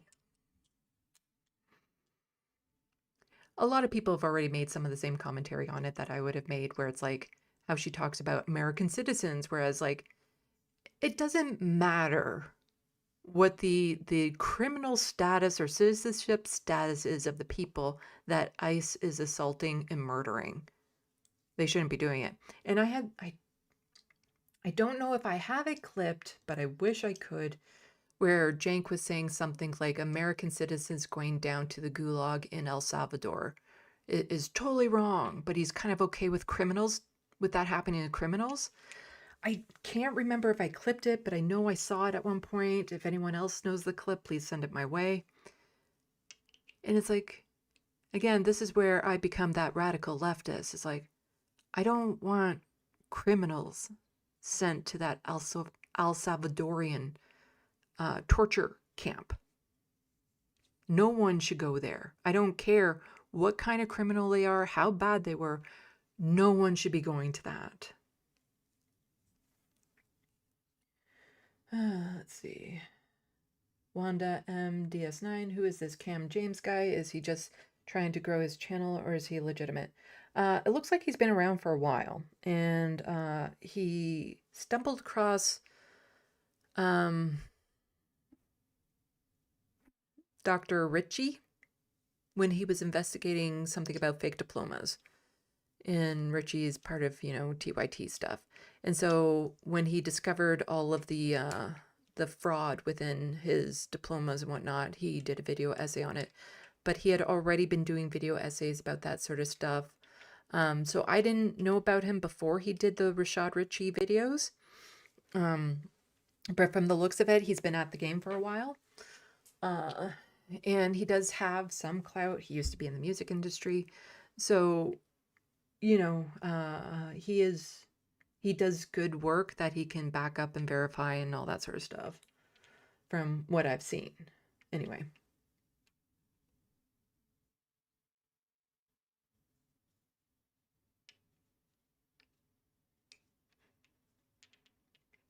Hermeteorologist, I saw you too. I was mad you didn't get to say anything or named. Yeah. Because Jeff Wiggins didn't say anything in it either. But his name was mentioned. Bonnie had clips of hers played. So did Hank. Dan from the internet. Definitely, because he was interviewed for it, which I kind of knew ahead of time when Cam James was doing a live stream about his Rashad Ritchie saying, oh, I talked with a former producer of TYT behind the scenes. And it's like, oh yeah, you definitely talked to Dan. But it was, it's just one of those things where it's like, yay, I got not noticed again. But he eventually put my name up on screen for during his live stream. It's not the first time that's happened. I almost got a big platform on Hassan's show. This fucking close. This close. Because back with the whole birthing person talk, and Hassan was doing some stuff on that. Somebody had mentioned my conversation I had with Jank about it, and he actually pulled it up on screen and was going to review it, and then got sidetracked. I'm like, God damn it! It's this fucking close. So close. being on Hassan's stream. Although I would be so embarrassed if he actually did go over that conversation live, because let's just say it wasn't my best work. I had never been in a debate situation before. It was my first time talking to Jank, only time talking to Jank. So yeah. But hopefully once I get my video out, people will actually start noticing me. Because one of my biggest problems with trying to grow my channel is nobody takes me seriously because nobody takes me seriously. If that makes any sense. It's kind of like, how do you get job experience if you can't get a job? Because there's nobody out there with a large platform that actually takes me seriously and would like invite me onto their show and things of that sort. Nobody else takes me seriously. Because I would love to have an interview with all the candidates for the NDP. Rachel Gilmore has. Go check out her channel for that. They won't give me the time of day. Even though Avi Lewis, when I initially emailed them, they got back to me saying, oh yeah, and then just total ghosting since. But it's hard to grow my platform when nobody takes me seriously. It's just the way it is. And again, it's why I'm kind of worried that my TYT essays won't even get more than 1,000 views, just like how much I'm tanked in the algorithms and stuff. But it would be nice if I actually got invited onto one of these bigger platforms to spread the word about my channels, plural.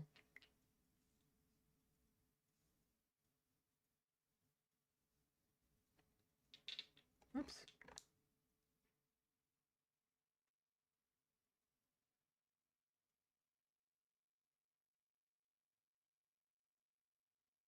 What link is that, Looney Tunes? If you haven't would watch it, attach it to your TYT.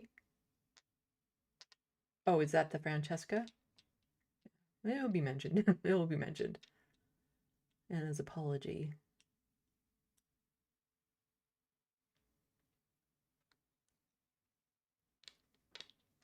Many doctors, no one is going to the States, including for the World Cup. Yeah, it's going to be, I think it will be interesting. 15 qualifying teams for the World Cup have a visa ban. Oh my God. Yeah. Because the World Cup is in Mexico, United States, and Canada. And it'll be interesting to see what the turnout is in audience when it comes to like Canada and Mexico versus the United States. Because I would not feel safe going there. Like, for one thing, I don't think I'd get past the border if they took one look at my social media and stuff. Also, the X marker on my passport for my gender. But I would not feel safe down there. I feel like I could just get rounded up any time.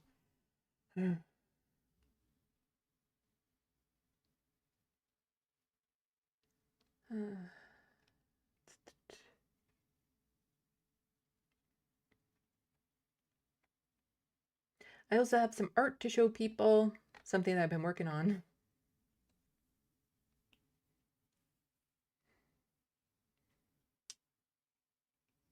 Oh, it's to Francesca's video. Yeah, no, I've seen it. And I will be clipping it. I don't know if I'm actually clipping anything Francesca said in it, because again, a lot of our commentary kind of falls along the same, where it's very convenient that Anna says that now. And it's, I need to get the clip. Hank might have sent it to me. I asked him if he had it. Of the turnaround where Anna's like, no, he's a fascist. And Jank is like, that's a strong word. Versus, you know, a year and a half ago when Jank was like, he's a fascist. And Anna's like, no, he's not.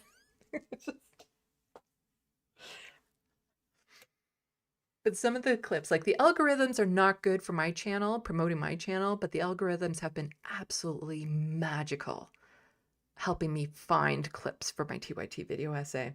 And on, I think it was Christmas Day, I showed a sample of some of the Tucker Carlson clips I come across. And I've actually have a couple that I'll be adding to it again, just to show the hypocrisy, but it's to show like anyone who's paying attention to TYT and taking them as a serious news organization, just don't anymore. Because when I first started the essay, I was trying to lean away from them saying like, oh yeah, they're grifters. Not so much towards Anna, but for Cenk. Like, Cenk's not a grifter. Like, they actually believe this and blah, blah, blah. And now I'm like, after everything that I've gone through, I think I've convinced myself that the title of the video is going to be TYT, Home of the Grifters. Because there's too much to get around. But anyway, why don't we get on to the next docket? It is a bit lengthy. And it's about the China deal. Oops. I hate when I click on the wrong arrow there. Yeah, next one is about the China deal. And then after that, we'll take another little break and I'll show you my art. And I'll probably show you again afterwards because I'll need to unwind. Been working on some painting to help cope over the past couple weeks.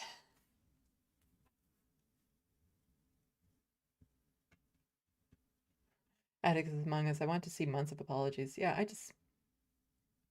I can't take her apology seriously, especially after all the damage she's done, over what she apologized, how she apologized, what she didn't apologize for. There's just too much there. There's too much. Anyway, to the news. Now I have to do this. Where is it? Where is it? Oh, I'm gonna do that. Days. And I go do this. Okay. There we go. So I'm not going to play this video, it's just music, but so Mark Carney saying just landed in Beijing. The relationship between Canada and China has created opportunities and prosperity on both sides of the Pacific. We're ready to build new partnership, one that builds on the best of our past and responds to the challenges of today. And this is something I was like, yay. I wanted to see much more of this sooner, but like there's different levels to this. Like having a more diverse trading relationships around the world, good. But also to be separating ourselves from the United States in calling China the enemy basically all the time, in demonizing China, because now we're here making deals with them as opposed to just saying that they're the enemy, they're the bad guys and everything and throwing them under the bus. So it's good to finally see Mark Carney break away from Donald Trump in any way whatsoever. But I gotta say, like, all this praise that he's been getting for this, for the Davos speech, what we'll be getting to later on, to me, this is no different than when you have, like, a dad who looks after his kid on his own and does a good job, and people praise him. Because it's like, oh, look at this dad. Isn't he so good? Look at what he's doing. And it's like, they're praising him for something he should be doing. But it's just because it's a rarity that they're like, oh, look at this. And so all of this praise that Mark Carney is getting for something he should have been doing anyway, like it's just, you know, different levels. This is good. I've been very disappointed with Mark Carney since he's been in office, but this is something I can get behind, is broadening our relationships and breaking away from the United States rhetoric when it comes to China. But, you know, no need to go over the top praising the dad that takes his kid to the park. And so here we have Mark Carney slashes Canada's 100% tariff on Chinese EVs, announces that up to 49,000 Chinese electric cars will be imported into Canada with only a 6.1 tariff, which is the favored rate or whatever. Now, you need to keep in mind this is only 3% of the auto market, because the way that some people are freaking out about this, conservatives, Doug Ford, would make it seem like this is going to absolutely be devastating to our auto industry. This is 3%. 3%. So in return, China has agreed to slash tariffs on canola imports from 84% to 15% by March 1st. So again, this is good. Strengthening our ties with China is good. China's strengths, for example, in electric vehicles are formidable. They're undeniable. These are the most affordable and energy efficient and innovative vehicles in the world. And for Canada to build our own competitive EV sector, we need to learn from, partner with, and access and build supply chains with China. To help deliver on the full potential of these partnerships and to bring down costs for Canadians, we're going to start by allowing up to 49,000 Chinese electric vehicles into the Canadian market at the most favored nation tariff rate, which is 6.1%.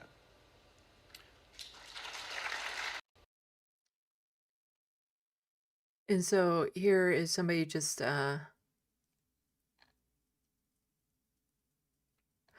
this is when, okay, I didn't care about what he was saying. I imagine it could be good. I don't know. I was after the clip.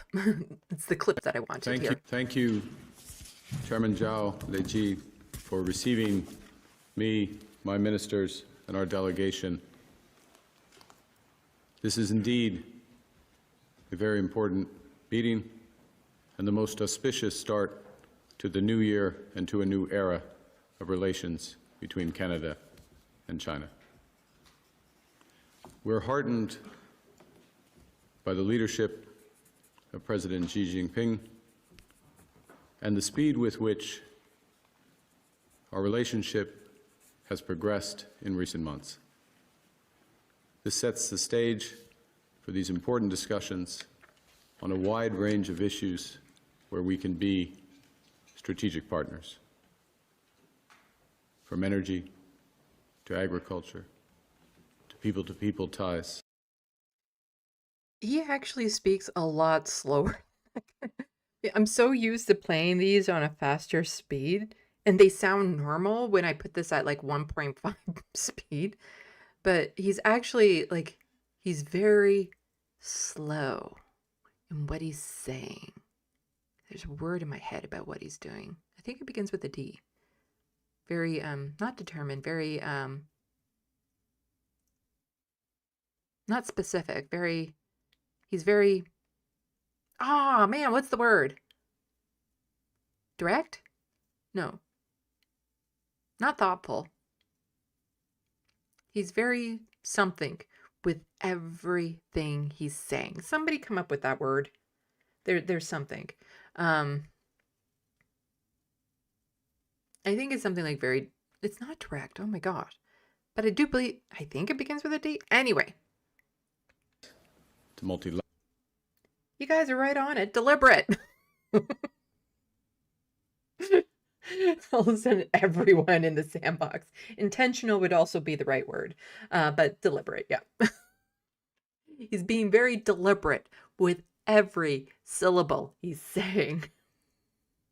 Bilateralism to issues on security. And we believe that the spirit and the substance of these discussions and these agreements will provide great benefit to each of our peoples, but also provide an example to the world of cooperation amidst a time globally of division and disorder. Oh, isn't this where he said the new... Oh, I think that might be in the next one. Chairman Zhao Leji, for receiving me, my ministers, and our delegation. This is indeed a very important meeting and the most auspicious start to the new year and to a new era of relations between Canada. That's at 1.5 speed. Anyway. Is this... So that's important, but then is this... And I believe the progress that we have made in the partnership sets us up well for the new world order. That's it. The new world order. Some people are freaking out over this, but it's like, yeah. No. the United States is no longer a reliable trading partner whatsoever. They're no longer reliable on anything. They're more like one of the biggest threats in the globe right now. So they can't be the global leaders. They just can't be. You know, having like the bully of the schoolyard become the principal of the school just doesn't work. So yay for him being, you know, the good dad by saying this thing. But yeah, there has to absolutely be a new world order. But he's not talking about like, oh, let's introduce socialism to the world. Let's get rid of world hunger. No, he's talking about who controls the capitalism. That's what he's talking about, is who controls the capitalism. Yeah. And China is a more stable capitalist leader. More predictable, stable capitalist leader. But a lot of people were pointing out how very deliberate he was with this, but he was being that deliberate with everything he was saying in his speech. I believe the progress that we have made in the partnership. Here, let's... Oh, no, not quality. I want speed. There we go.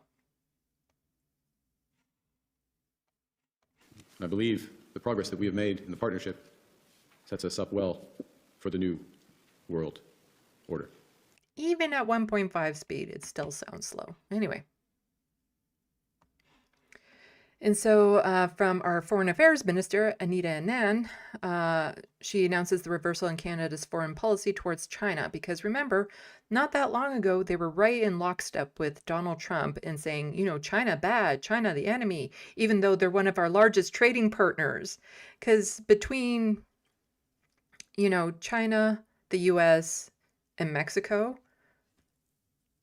they're like all of our largest trading partners. They're like the bulk of all of our trading.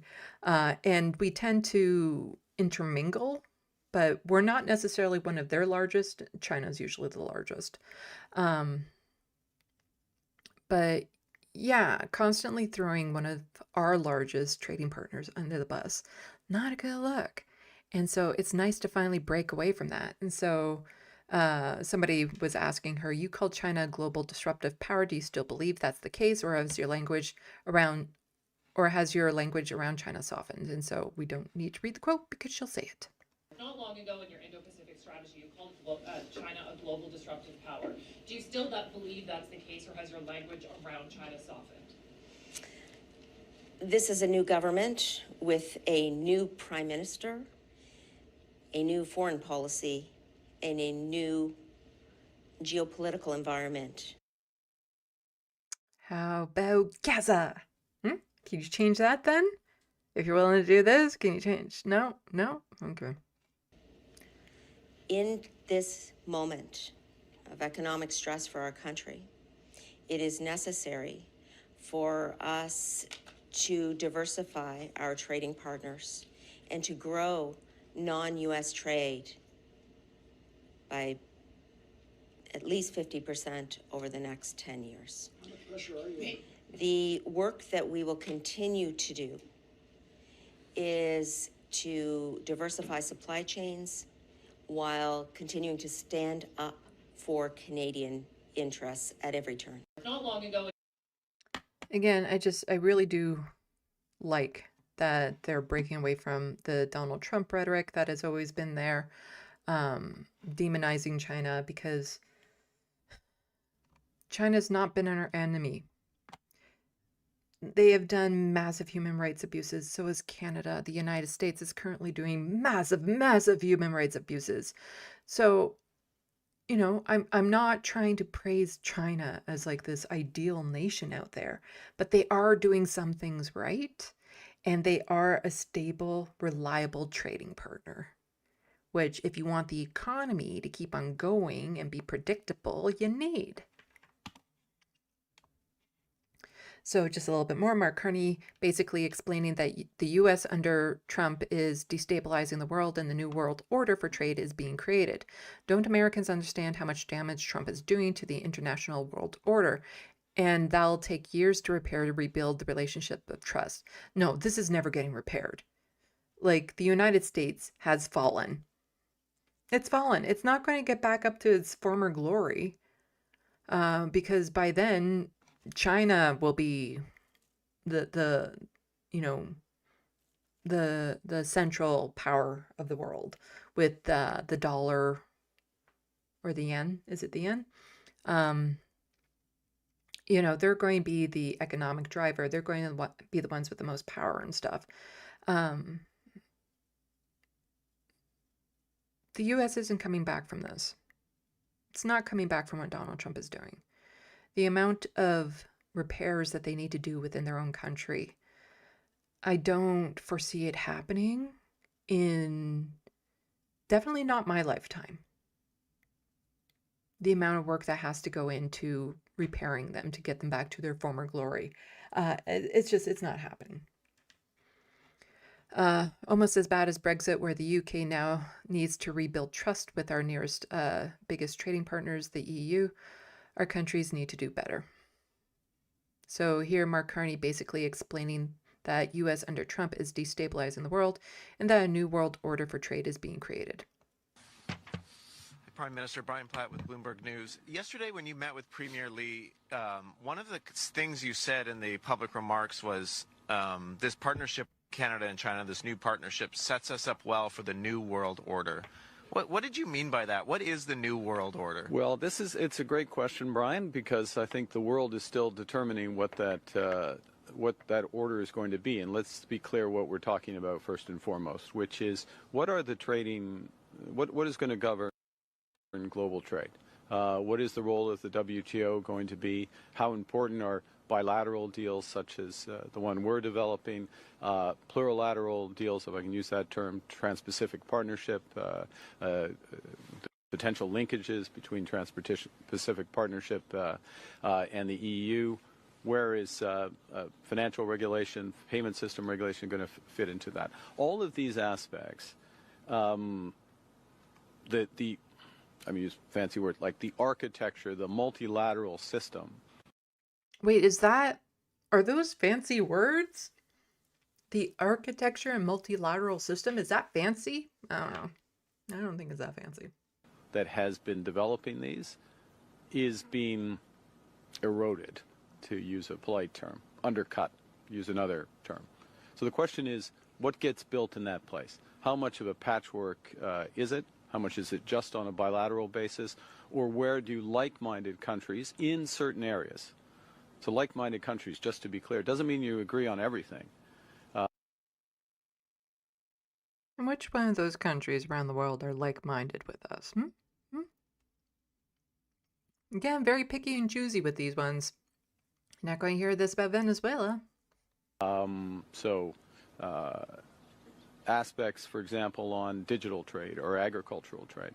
Now, remember, not that long ago, we actually held some Chinese officials here because the United States told us to. So this is a massive break away from the United States, all of this. Like, I don't think people understand, like, how significant this is, and I hope it stays this way. But I can't remember the names.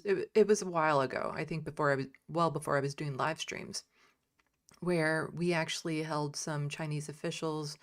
The Chinese government held the two Michaels, as they were referred to, two men named Michael that were accused of being spies and stuff, all because of some deal going on between China and the United States that they were arguing about. And so the United States says, you do this for us, and Canada said, okay. So yeah, it's nice to finally be like, we're going to think for ourselves on this one. Climate finance as another area. To move into areas of geostrategy, geosecurity, you will have different coalitions that are formed. So what this partnership does is in areas, for example, of clean energy, conventional energy, agriculture, as we were just talking about, and financial services, which we've talked less about.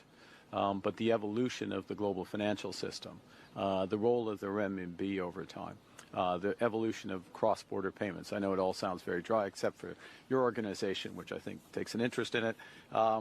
These are important elements of how the system is going to work. And look, the expectation is that rather than these being developed necessarily through the IMF, WTO, and other multilateral organizations, it is going to be coalitions that develop them not for the world, but for subsectors of the world. And here's the official statement that came out. In a more divided and uncertain world, Canada is building a stronger, more independent, and more resilient economy. To that end, Canada's new government is working with urgency and determination to diversify our trade partnership and catalyze massive new levels of investment as the world's second largest economy. China presents enormous opportunities for Canada in this mission. And so probably talking second to the US, which they're going to be falling from that pillar. To forge a new Canada-China partnership, the Prime Minister Mark Carney visited Beijing, the People's Republic of China, this week. This marked the first visit to China by a Canadian Prime Minister since 2017. Central to this new partnership agreement, collaborative energy, clean technology, and climate competitiveness. See, I do not believe that from Mark Carney, who did the MOU with Daniel Smith, who passed Bill C-5 that allows the government to circumvent environmental laws if they deem the project of national importance. Canada and China are both energy superpowers focused on expanding two-way energy cooperation, reducing emissions, and scaling up investments in battery, solar, wind, and energy storage. While in Beijing, the Prime Minister met with business leaders in energy and clean technology to identify and accelerate Chinese investments and opportunities in Canada. So, stop with the pipelines. You see, I'll believe this more when there's actions behind it, but yeah. To help deliver full potential of these partnerships and build domestic manufacturing sector, Canada will allow up to 49,000 Chinese electric vehicles into the Canadian market with, we got that. Is expected within 3 years. This agreement will drive considerable new Chinese joint venture investment in Canada with trusted partners to protect and create new auto manufacturing careers for Canadian workers and ensure a robust build out of Canada EV supply chain. Now, a lot of the criticism that you're getting from Doug Ford in this, that we will be getting to, ignores this. Ignores the fact that allowing these cars in is just the first step, but there's going to be joint ventures. There's going to be new manufacturing jobs happening here in Canada because of these deals. It's not like a devastating blow to the auto industry here in Canada, and it will eventually lead to jobs. So we will lose some jobs in the near future, and those jobs that we have been losing is because of the United States. But this type of thing will actually lead to jobs. It might be a different job than what they currently have. With this agreement, it's also anticipated that in 5 years, more than 50% of these vehicles will be affordable EVs with an important price of less than $35,000, creating new lower-cost option for Canadian consumers. Agri-food and trade are foundations to long-standing relationship between Canada and China continues to be our second largest export market. To renew and strengthen that relationship, Prime Minister Carney and President Xi secured a preliminary agreement principle with landmark measures to remove trade barriers and reduce tariffs. And so talking about the canola and whatnot. Ooh, and lobsters. Ooh. Peas? Peas. Peas. We export a lot of peas from Canada, do we?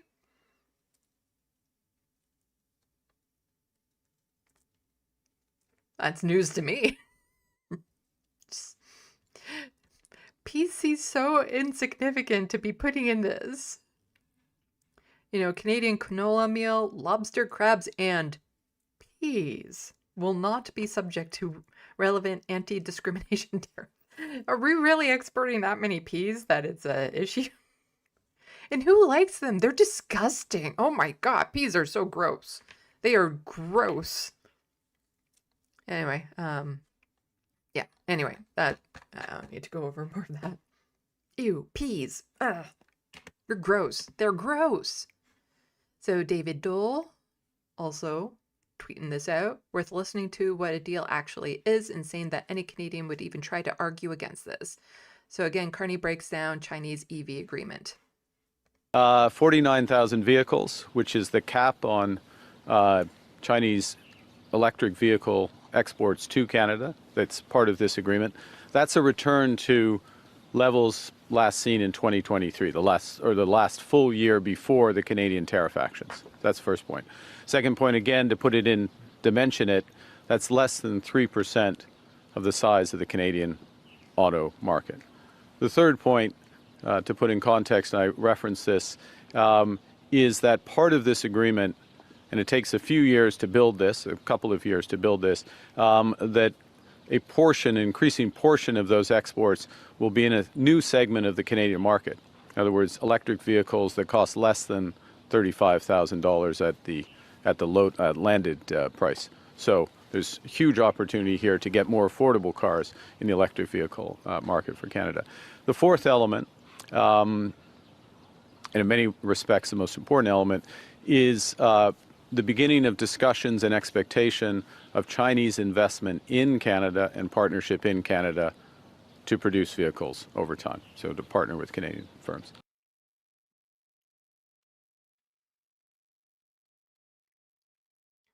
Oh, and David Dole getting on Pierre Poilievre's case because Pierre Poilievre is a douche canoe.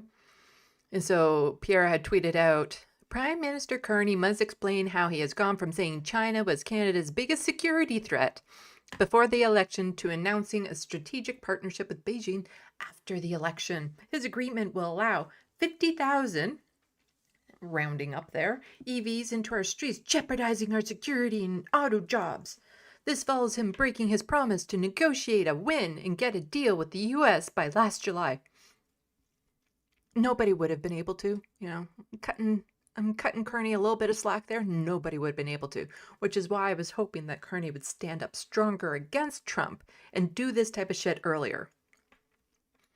Despite giving $1 billion taxpayer loan to Beijing to build our ships, there is no guarantee that tariffs on canola and other Canadian goods will permanently, immediately, or completely eliminate blah, blah, blah, blah. And he quote tweets himself. Which Mark Carney was right. A pre-election Carney said the biggest security threat to Canada is China, or post-election Carney strategic partnership with Beijing for a new world order. And David Dole just saying, which Pierre was right, the one from October last year or the one today? And Pierre Poilievre had tweeted out, Mark Carney fails to get Chinese tariffs off Canadian farmers and fish harvesters. Bad enough to come home empty-handed from his 8-day Asian junket, but it's worse. New Indian tariffs hit Canada peas. What's with the peas? The more he travels, the more tariffs we pay. Some master negotiator. Fuck off with the peas. Ew, peas are gross. I have not had them straight from the pod either, because they're gross. And I'm not. Peas are bad.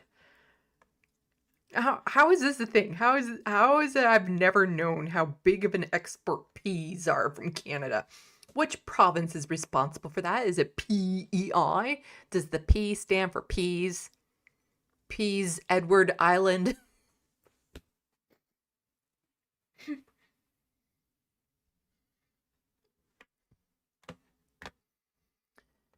So here's Doug Ford bitching about it. Because I would agree with David Dole here in saying that any Canadian would even try to argue against this. Ergo, Doug Ford.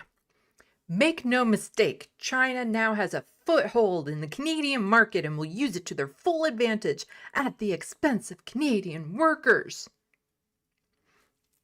This is the man who has literally been selling off this province to foreign investors. and cutting jobs and all that sort of stuff. He's just, well, he's being a big baby, and we'll get to it. The federal government is inviting a flood of cheap, made-in-China electric vehicles without any guarantee of equal or immediate investments in Canadian economy, auto sector, or supply chain. You see, it being cheap is not a bad thing. It's good. I like it. I would love to have an EV vehicle. No way I can afford one. Even these cheaper ones, no way I can afford. But like the idea of, I think he's trying to imply that they're low quality because they're cheap. And no, they're probably still really decent quality. You know, you get an Asian made car, they last. They last. Versus like an American made car. I don't want to say how old my car is because then people might be able to identify it, but it's old. It's old and it's a Camry. How it's still running though is kind of mind-boggling. Knock on anything resembling wood. But yeah, no, Doug Ford is just being a big baby, and we'll get to it. Worse, by lowering tariffs on Chinese electric vehicles, this lopsided deal risks closing the doors on Canadian automakers to the American market, our largest export destination, which would hurt our economy and lead to job losses. So he wasn't paying attention to this statement where it's like, eventually there's going to be like investments and stuff like this and more jobs available here in Canada because of this. To fix this mess, Prime Minister Carney and the federal government need to urgently step up and support Ontario's auto sector. That means making a sector more competitive by ending the electric vehicle mandate, harmonizing okay, needed to go. Whether farmers or auto workers, Canadians expect and deserve a federal government that gives them a shot at success. Well, the canola farmers think this is really good. And the pea farmers. Is there like pea farms? I'm urging Prime Minister Carney to work with Ontario to strengthen Canada's auto industry, not weaken it. Together, let's protect Ontario and protect Canada. Protect our pea supply. Maybe if all the peas were being grown in Ontario, Doug Ford would keep his big old mouth shut. But here he is being all miffed. So Tina Yazdani was reporting on this. I thought he'd send a text. That never happened. Premier Ford is casting doubt on the relationship with PM Carney after he was in the dark. So again, basically Doug Ford is very upset he wasn't included in the conversation. When he, again, released that ad with the Ronald Reagan thing that destroyed talks, if there were any going on, between Canada and the United States, after Mark Carney told him not to do it. So what kind of relationship did they have in the first place? You know, this was probably a very good strategic move that Mark Carney made, not having Doug Ford tag along. Because who knows how he would have bungled it or tried to make himself the center of attention for it. The Prime Minister knows my number. And I thought we had a good enough relationship that he'd give me a quick text or a little bit of communication. He didn't let me know.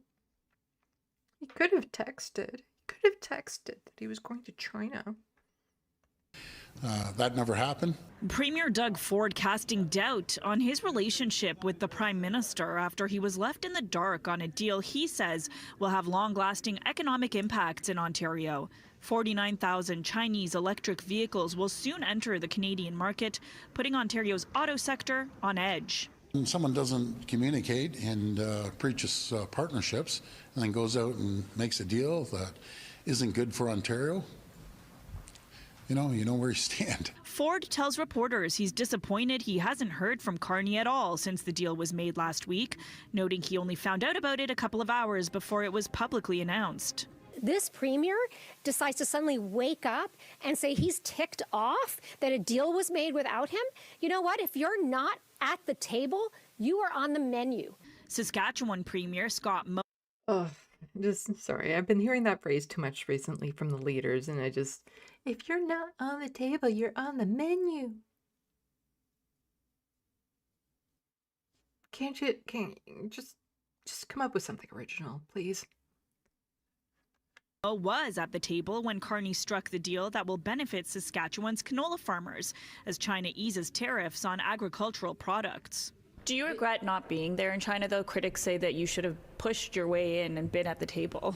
Well, when you see the plane take off on the news and away you go, I'm not running down the runway to hold on to the wheels, I'll tell you that. So if he wanted me there, he'd ask me there. While the Premier... He didn't want you there. It's none of your business. He didn't want you there. Premier says the deal will put 500,000 auto jobs in jeopardy in the province. The Prime Minister has maintained that this shift will serve as an opportunity for Ontario, claiming Chinese companies have expressed explicit interest in partnering with Canadian ones to produce affordable EVs in the country.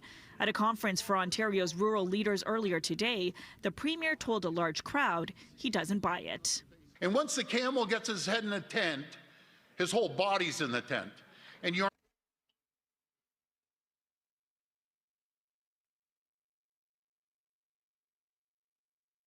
I don't even know how that works. Like, I know he says all these folksy things all the time, but when a camel gets its head in the tent, his whole body is in the tent? How does that work exactly? Like, where does this phrase come from? Because the head and body could be outside, and then the head could just be inside. I don't get it, and I don't get how he has one of the lowest approval ratings, and yet the Conservatives would still win in a landslide in this province if there was an election held today. I don't get this. I don't get this. aren't getting rid of them. Remember this speech. Being folksy doesn't protect folks. If Chinese autos are going to enter the Canadian market, that's actually a way to try to attract Chinese investment here to bring jobs for our very skilled auto union workforce. Now, Tina, with all that being said, could the new EV deal with China bring down the price of cars? Yeah, Cynthia, while automakers are certainly speaking out against this deal, some car dealership owners say this could be great for consumers. Yes, the corporations are very upset that this might lower prices, but the consumers, on the other hand, seem to like the idea of lower prices. Funny how that works. Comes at a time when car prices are skyrocketing in the province, and there's certainly an appetite for more competition in the market. In fact, an Abacus data poll found last year that more than half of Canadians want lower tariffs or no tariffs at all in order to improve consumer affordability. I did have a chance to ask the Premier about this. He basically said, at what cost? He said it's not worth losing jobs. Cynthia? All right, Tina Yazdani, thank you. It's not worth losing jobs, says the man who's responsible for thousands of jobs being lost in this province. Now, here's Merritt Stiles, leader of the Ontario NDP, saying, in fighting for Ontario auto worker wasn't important enough for Doug Ford to be in Beijing. What was? So to make it clear, she's kind of siding with Doug Ford on this one. So Scott Moe flew to China for Saskatchewan canola. Doug Ford stayed home while Mark Carney negotiated our auto sector's future with no one at the table negotiating for Ontario workers. Our auto workers deserve better than empty chair and better than Doug Ford's job disaster. So here, this is before she knew that Doug Ford was snubbed. Snub. And it's like, gee, I wonder if Mark Carney doesn't like Doug Ford after everything that Doug Ford has done. And the whole cam thing that he wants to do, which would export so much of our jobs to the United States, and how he's trying to make that a thing. Yeah, no, Doug Ford still kind of likes to demonize China and all that sort of stuff, which kind of goes counter to the direction that they want to go when it comes to trade. There are lots of reasons why Doug Ford shouldn't have been at that table. But here, Merritt Stiles is like, oh, but yeah, let me be clear. Mark Carney is selling out our auto sector. China gets 49,000 guaranteed vehicle sales. No, we're going to get the cars. They're not guaranteed sales. Ontario workers get expected investment in 3 years. Our workers deserve guarantees. You don't protect an industry with maybes. Yeah, unfortunately, you can't just snap fingers and suddenly switch everything over and suddenly do like these trade negotiations and stuff, and these investments take time, unfortunately. Now, if this country had proper security, social safety nets, this wouldn't be a problem.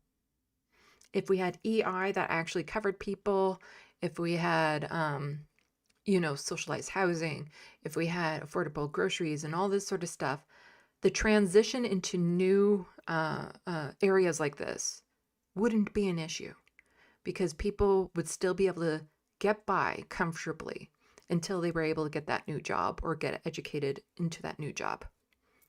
So this is a lot bigger problem than just, some people losing jobs now. Is that this is a bigger Canadian problem that should be dealt with. But again, this is only 3% of the auto market. But the way that they talk about it makes it sound like it's going to be devastating, like just absolutely 90% of our market is now going to be Chinese vehicles. And of all the things for Marat Stiles to finally be like, I'm on board with Doug Ford. We're against Mark Carney with this. So here, somebody tweeted this out. You're not prepared for how stupid Doug Ford is on this. Like what he says, what he ends up saying in these next, I think, couple clips here. But somebody just pointing out again, Doug Ford talks about knee-jerk reactions like pouring Crown Royal out, which would actually harm other provinces, like electricity surcharges, pulling Crown Royal from LCBO, ordering people back to non-existent offices, closing safe consumption sites with nothing in place. Enough said. So Colin DeMella had tweeted this out. Premier Doug Ford says he didn't. PM Carney didn't inform Ontario government about the EV tariff. It's going to be a big problem. I can't remember if it's in this clip or the next clip, but you're not prepared for how stupid Doug Ford is. Absolutely not. Didn't have any consultation, didn't consult with any of the automakers. This is going to be terrible for not only just all the people of Ontario, but especially the auto manufacturers, the supply chain. We're letting China into a market that's going to have lower tariffs than our largest market, the U.S., and I don't think that's going to go over too well with President Trump, but it's going to hurt every single auto manufacturer, every single supply chain that has anything to do with the auto sector. This was not thought out properly. It wasn't consulted. It was a knee-jerk reaction as far as I'm concerned, and this is going to be a big, big problem. Yeah. Just again, more whining. And then here is Wap Canoe just saying, you know what? When we're going up against the Americans, why not have a unified front? Well, I think you're going to see this day sort of act as a template for how things go forward, which means that the Carney administration is going to be doing deals and letting us know in real time. So again, perhaps not a lot of heads up, and you're going to see premiers respond based on our self-interest, what matters to our provincial economies. But within that, we are all united around Team Canada. Mr. Ford's upset. I'm saying mixed bag. Scott Moe is got his hands in the air, but we are all committed to Team Canada. And what I did hear on that call earlier this afternoon with my peers from around the country is I think everyone understands what this is going to mean for Ontario, and everyone's supportive of trying to help auto workers and try to help workers in Ontario, because we want this to work for all Canadians. The reason why we want a deal with China, the reason why we should want a deal with the United States of America is because it should benefit Canadians. And so we got to keep refocusing on the workers here at home. The average family's trying to put food on. Lots of criticisms of Mark Carney. I don't think one of them is that he's going to make deals that would disproportionately harm Canadians. Unlike Doug Ford, who has absolutely made deals and sold off properties and contracts to foreign investors and corporations and companies that will actually end up hurting Canadians. I'm giving Mark Carney the benefit of a doubt on this one. Not that I should, but I don't think he's trying to set us up the same way as Doug Ford has. On their table. And if we can do that, it's a delicate balancing act, trying to make sure that every part of our economy, every region of our country can win and can get our head above water. But again, that is what it's all about. That should be our North Star throughout this. Let's keep everyone together, going up against America, going up against China. The only way we got a chance as a country of our size is if we work together. Well, Yep. And so Don Davies, he is the... Oh, so we haven't gotten to the clip yet where Doug Ford just goes completely off the rockers. Is that the term? Anyway, so Don Davies is the interim leader for the NDP, says the Canada-China agreement is a step forward, good for Canadian farmers, fisheries, forestry, consumers, and environment. Important for diversifying trade. NDP will continue to press for China EVs to be built in Canada. Access to our auto market should create Canadian jobs. And again, eventually, that's the goal.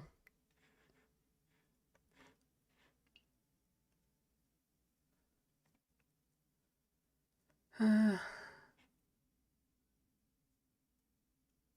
to think of this. I might have redundant videos in here. I've been a bit discombobulated trying to get all this together. Let's... Tina, Mark Carney's deal with China is not sitting well with Ontario's premier. Properly. It wasn't consulted. It was a knee-jerk reaction as far as I'm concerned. But the leader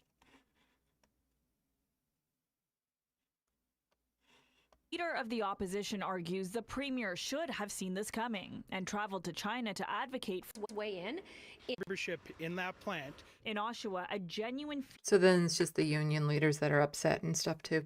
I don't think we actually need to watch that one. So here, some real stupid stuff coming out of his mouth. You get on your cell phone. It's the Chinese that are going to be listening to your, and I'm not making this stuff up. They're going to be listening. He is absolutely making this stuff up. To your telephone conversation. I find it ironic that the Prime Minister is using a burner phone and all his staff over in China. But we're making a deal, it's Huawei 2.0, to come back into Canada, and we get nothing but potential job losses in our factories right across. You get on your... Says the man that has been... You know, they've been going to court trying to get his private phone records released because he's doing government business on his private cell phone. Oh, this was just union stuff. Oh, was it here? Yes, take a listen.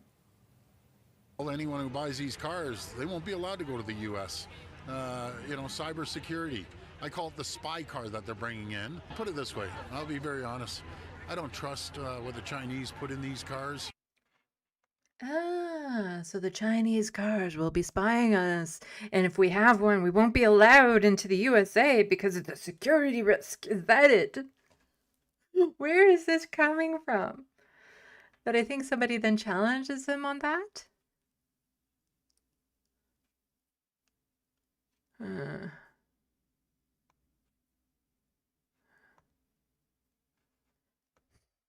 Somebody challenges him on it. Oh, here we go. I remember now. It's here. Premier, what evidence do you have that these Chinese EVs would spy on Ontarians or listen to their phone calls? Complete conspiracy theory bullshit. And here's the thing. Even if it was collecting our private data and stuff, yeah,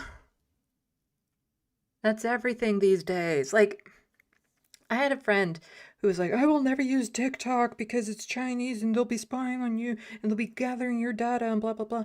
I'm like, I'm far less concerned about the Chinese government having my data than I am about the Canadian American one. What are they going to do with my data? Like, you know, no, every country, it's a commodity. Our data online is a commodity. Between all these nations, it's not safe from anyone to single out any one nation and be like, but they're spying on us, is like your point. All of them are. All of them. Again, there's no such thing as like a completely good country. There's no such thing as a country that isn't spying on you. This is you. If you use online electric stuff, this is your world these days. It was set up this way. Any company that you sign on to, that you click the terms of services or whatever, the agreement, they're spying on you. But the idea that these cars will be spying on you, that you won't be able to get across the border if you use them, that they'll be listening to your phone calls if you make a phone call in the car, that's a little bit more absurd. But Richard Southern had asked Premier Ford to back up the claims that he just made about these things spying on him. Basing that on? Well, it's very simple. When the Prime Minister and his team are over there, they use burner phones. You're making a deal with a country with burner phones, and Prime Minister did mention when he got elected that the #1 country for national security threat is China. And we know when you hook up your phone, they're going to be listening. Simple as that. And anyone who doesn't believe that is very, very naive. So we're going to...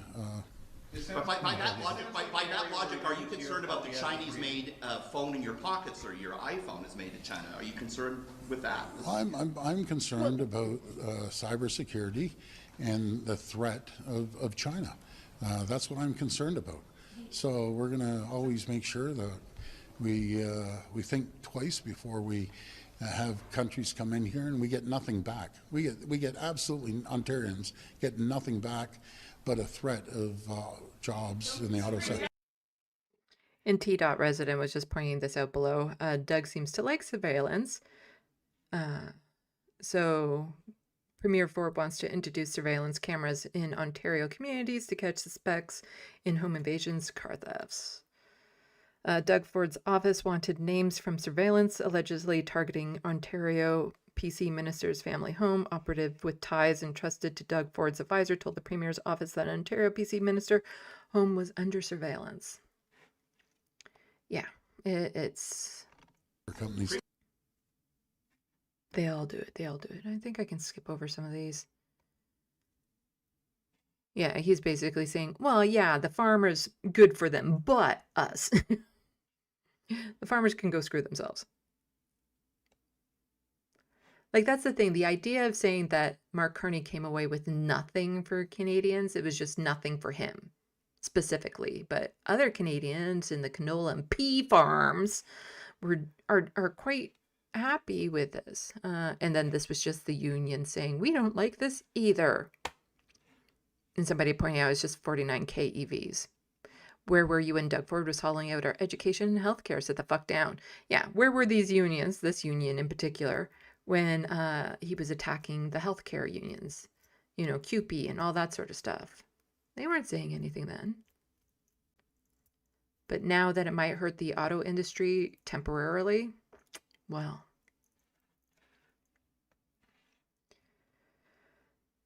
And then, of course,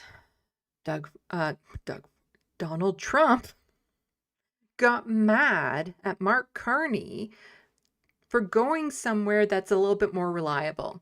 And so T-Dot resident is saying, just to be clear, the U.S. does far more trade with China than Canada does. Trump is a psychopath.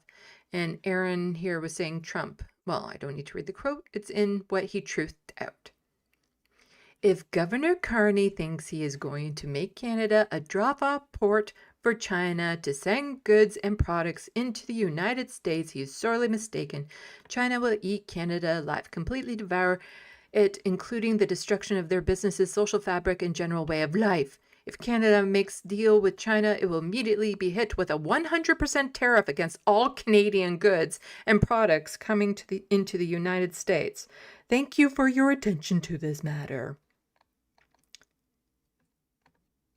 He wants to hit Canada with a 100% tariff on everything.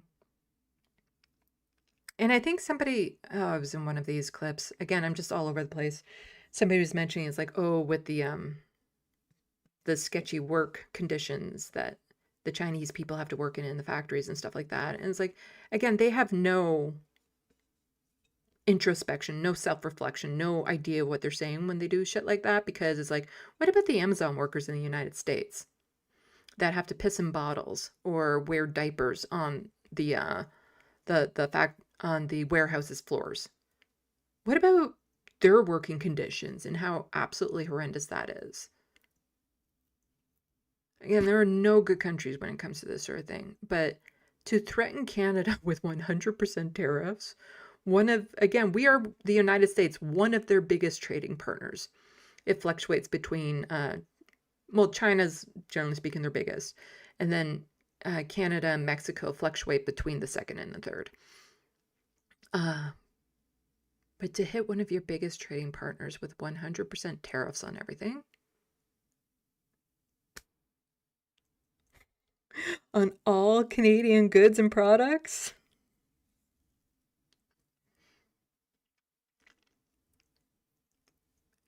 there's just no words for the stupidity of this man and what that would do to the American economy to do that sort of thing. And yes, it would hurt us Canadians, but, you know, as long as Mark Carney is still out there making other diverse trading relationships, it won't hit us as hard, and it will be a painful transition period, which, again, there should be better social safety nets here, so then it wouldn't harm anyone. So live updates, Trump calls on Carney governor and threatens 100% tariffs. So U.S. President Donald Trump received one of his most poignant insults towards Canada. Revived one of his most pointed insults towards Canada on Saturday, calling Prime Minister Mark Carney governor and threatening to slam the country with 100% tariffs. I think, if Governor Carney thinks he wants to make this a drop-off port. Again, most of the stuff that we get from Amazon is from China. I don't think we actually need to go over this. This is just Mark Carney saying we need to buy Canadian to help Canadian workers and stuff. It was actually a ridiculously long article that, I don't need to go over. And here we go. Speaking with reporters at the National Library caucus meets before Parliament returned, Mark Carney responds to U.S. President Trump's threat of 100% tariffs on Canadian goods in the event that Canada makes a deal with China. I have not actually listened to this yet. It was a last-second addition to the docket. How are you responding to Trump's threats of 100% tariffs? Well, the first thing is that Canada respects our engagements, our commitments. Il y a des engagements dans l'ACM. We have commitments under CUSMA that not to pursue free trade agreements with non-market economies without prior notification. We have no intention of doing that with China or any other non-market economy. What we've done with China is to rectify some issues that developed in the last couple of years. In many respects, we're going, to use the expression, back to the future with respect to EVs, with respect to agriculture, with respect to fish products and other food products, but with additional protections. So for example, back in 2023, we didn't have a cap on the number of EVs. We didn't have a requirement for a large proportion of those EVs to be affordable, highly affordable EVs for Canadians. So it's entirely consistent with CUSMA, with our obligations, which we very much respect under CUSMA and will continue to work that way forward. So he didn't really answer that. Okay. Yeah, it'd be nice if he actually directly named Donald Trump in any of this stuff, but he never does that. And we'll get into more of that with the speech of speeches that happened. Just closing some of these tabs. Okay.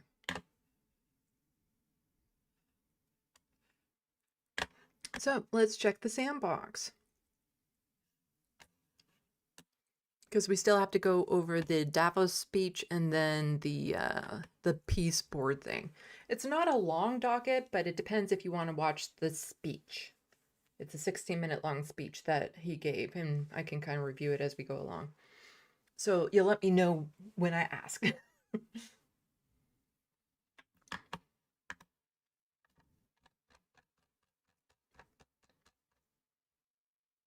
Let's see. Talking about the new world order.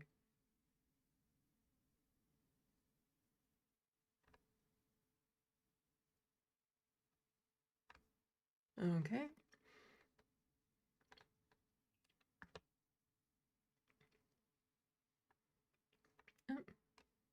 Oh, hello, Dan Gugan,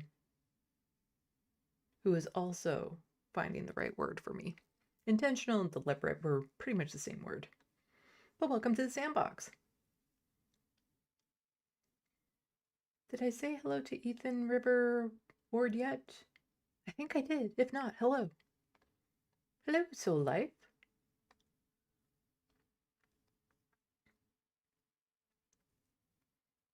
Vicky Cleve, Brexit was bad, but we basically didn't threaten to take over a neighboring country. Yeah.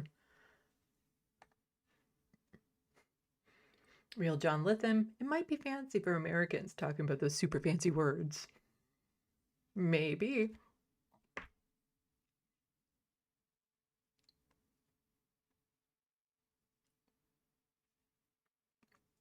Well, have a good night, Atticus Among Us, if you're checking in on this later.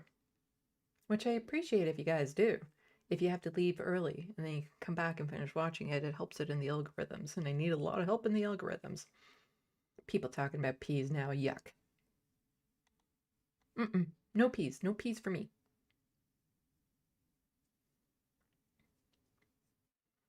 Though I have learned to like Brussels sprouts. If they're roasted and fried up, so they have like a crispy shell, and then you toss that in mac and cheese. They're actually kind of yummy.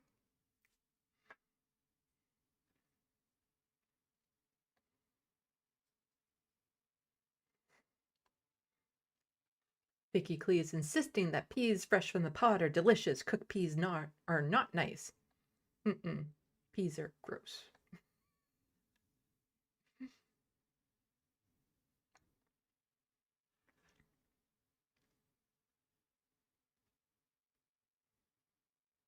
I like chickpeas. I eat chickpeas.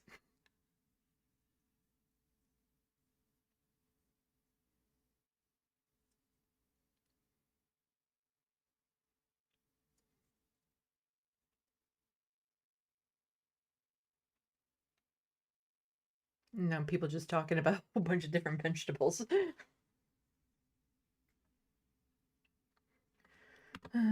Vegetables and beans, legumes.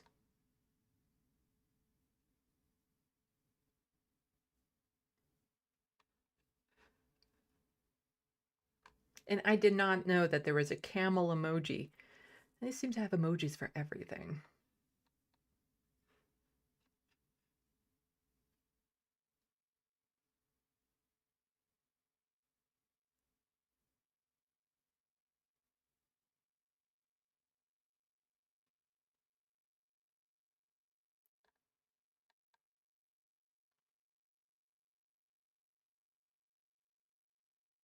Let's see.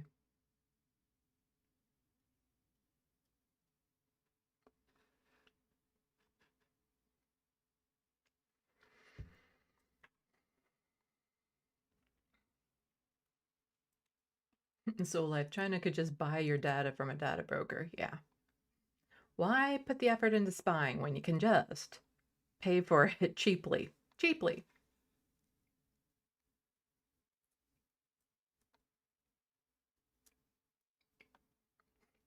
Reference frame. I should buy one of those cars. Maybe I will feel less lonely when talking to myself in the car.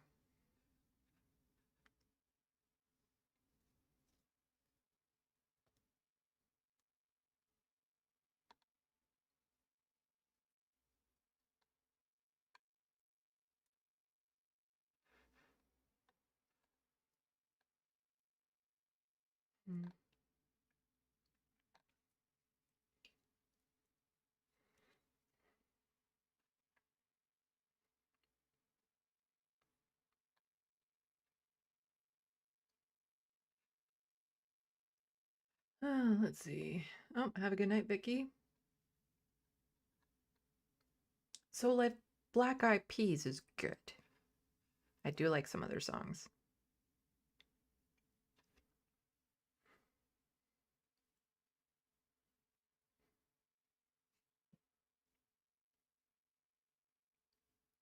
I get carried away. Fair, though I don't like a lot of veggies cooked, especially cauliflower or broccoli. I don't like a lot of cooked, like mushy. I like roasted and that sort of thing, grilled. So they're still crunchy. Although I've had it done where they've substituted mashed potatoes with mashed cauliflower and you can't tell the difference. It's very similar to make mashed cauliflower to mimic mashed potatoes.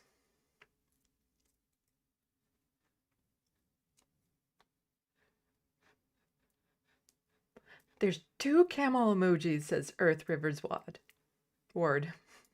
One with 1 hump and 2 humps. Okay.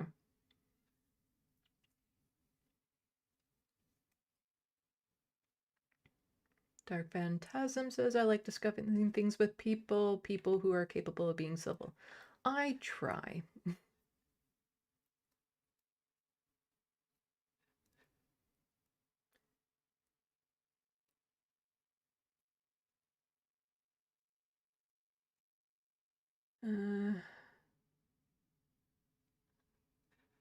And please try to keep it civil in the sandbox. No name calling, no slurs. And if you just get into a repetitive circle talk loop, end it. Just end it. You don't have to respond to everything. Okay, so we can move on to the next docket, which is both the Davos speech and talk about the peace board. And I think I'm more tempted to just hammer through it and then unwind and show you guys my art that I've been working on and stuff like that. Because I feel like if I break it up now to do the art, I'll just completely lose momentum on this. And I kind of just want to get through it because it's not a long docket other than the speech. So what I want is for you to put a 1 in the chat if you want to see the speech. If you haven't seen the speech yet, the 16-minute long speech, I'll put it at a higher speed. Or put a 2 if you just want some Cole's notes on it. But this is the speech that has just been talked about, like from all over the place. It's been praised. It's been like, people are saying, this is going to be a turning point. This is going to be studied. This is going to be in the history books. This is the speech of the century. It's like Independence Day level speech. So if you haven't seen it yet, I guess it's worth watching because it is like on tier with that Independence Day speech. And I'll speed it up. So I'll put it at like 1.5 speed or something like that. Well, so far I see only 1-1.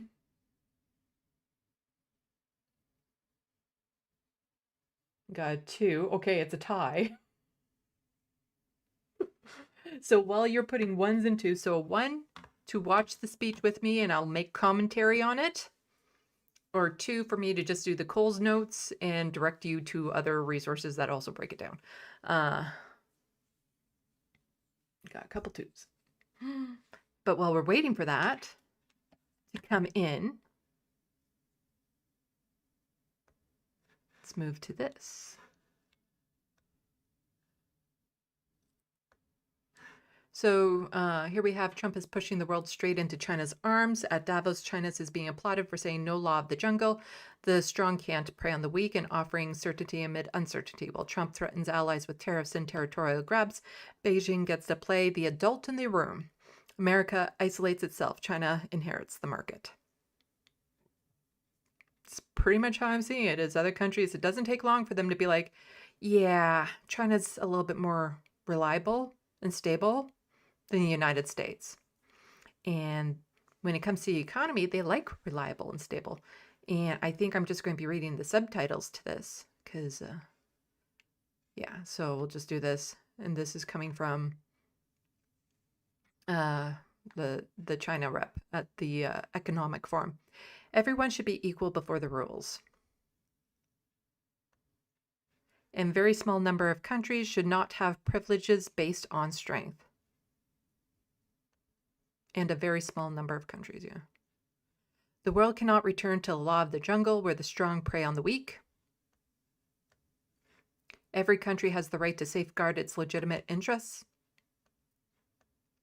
China has always attached importance to promoting the common prosperity of its trading partners through its own development. China is committed to expanding the global economic trade pie. And trade pie. Yeah, better than peas. China is committed to expanding the global economic and trade pie.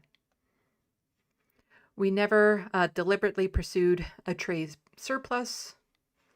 We are not only willing to be the world's factories, but also the world's market. Okay.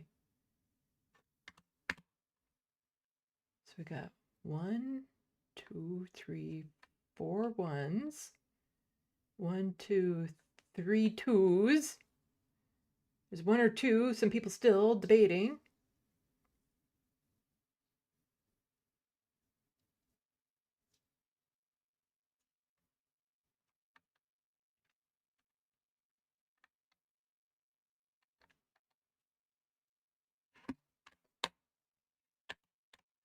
It's here, then here. There we go. So yes, this is a 30-minute long video. However, his speech is the first half of it, and then the second half is a question period that he goes to.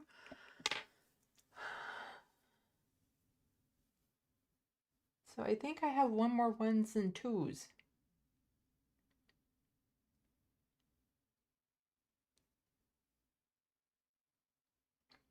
The Wild West, I've seen so many like non-Canadians slavering over the Davos speech, yeah.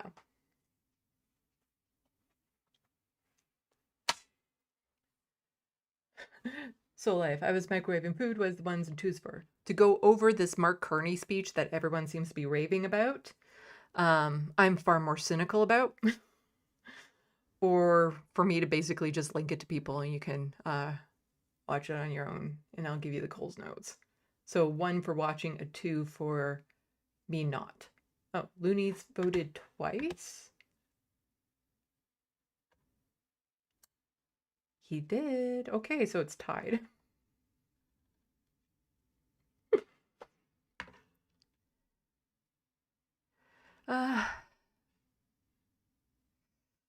Okay, it's at 1.5 speed.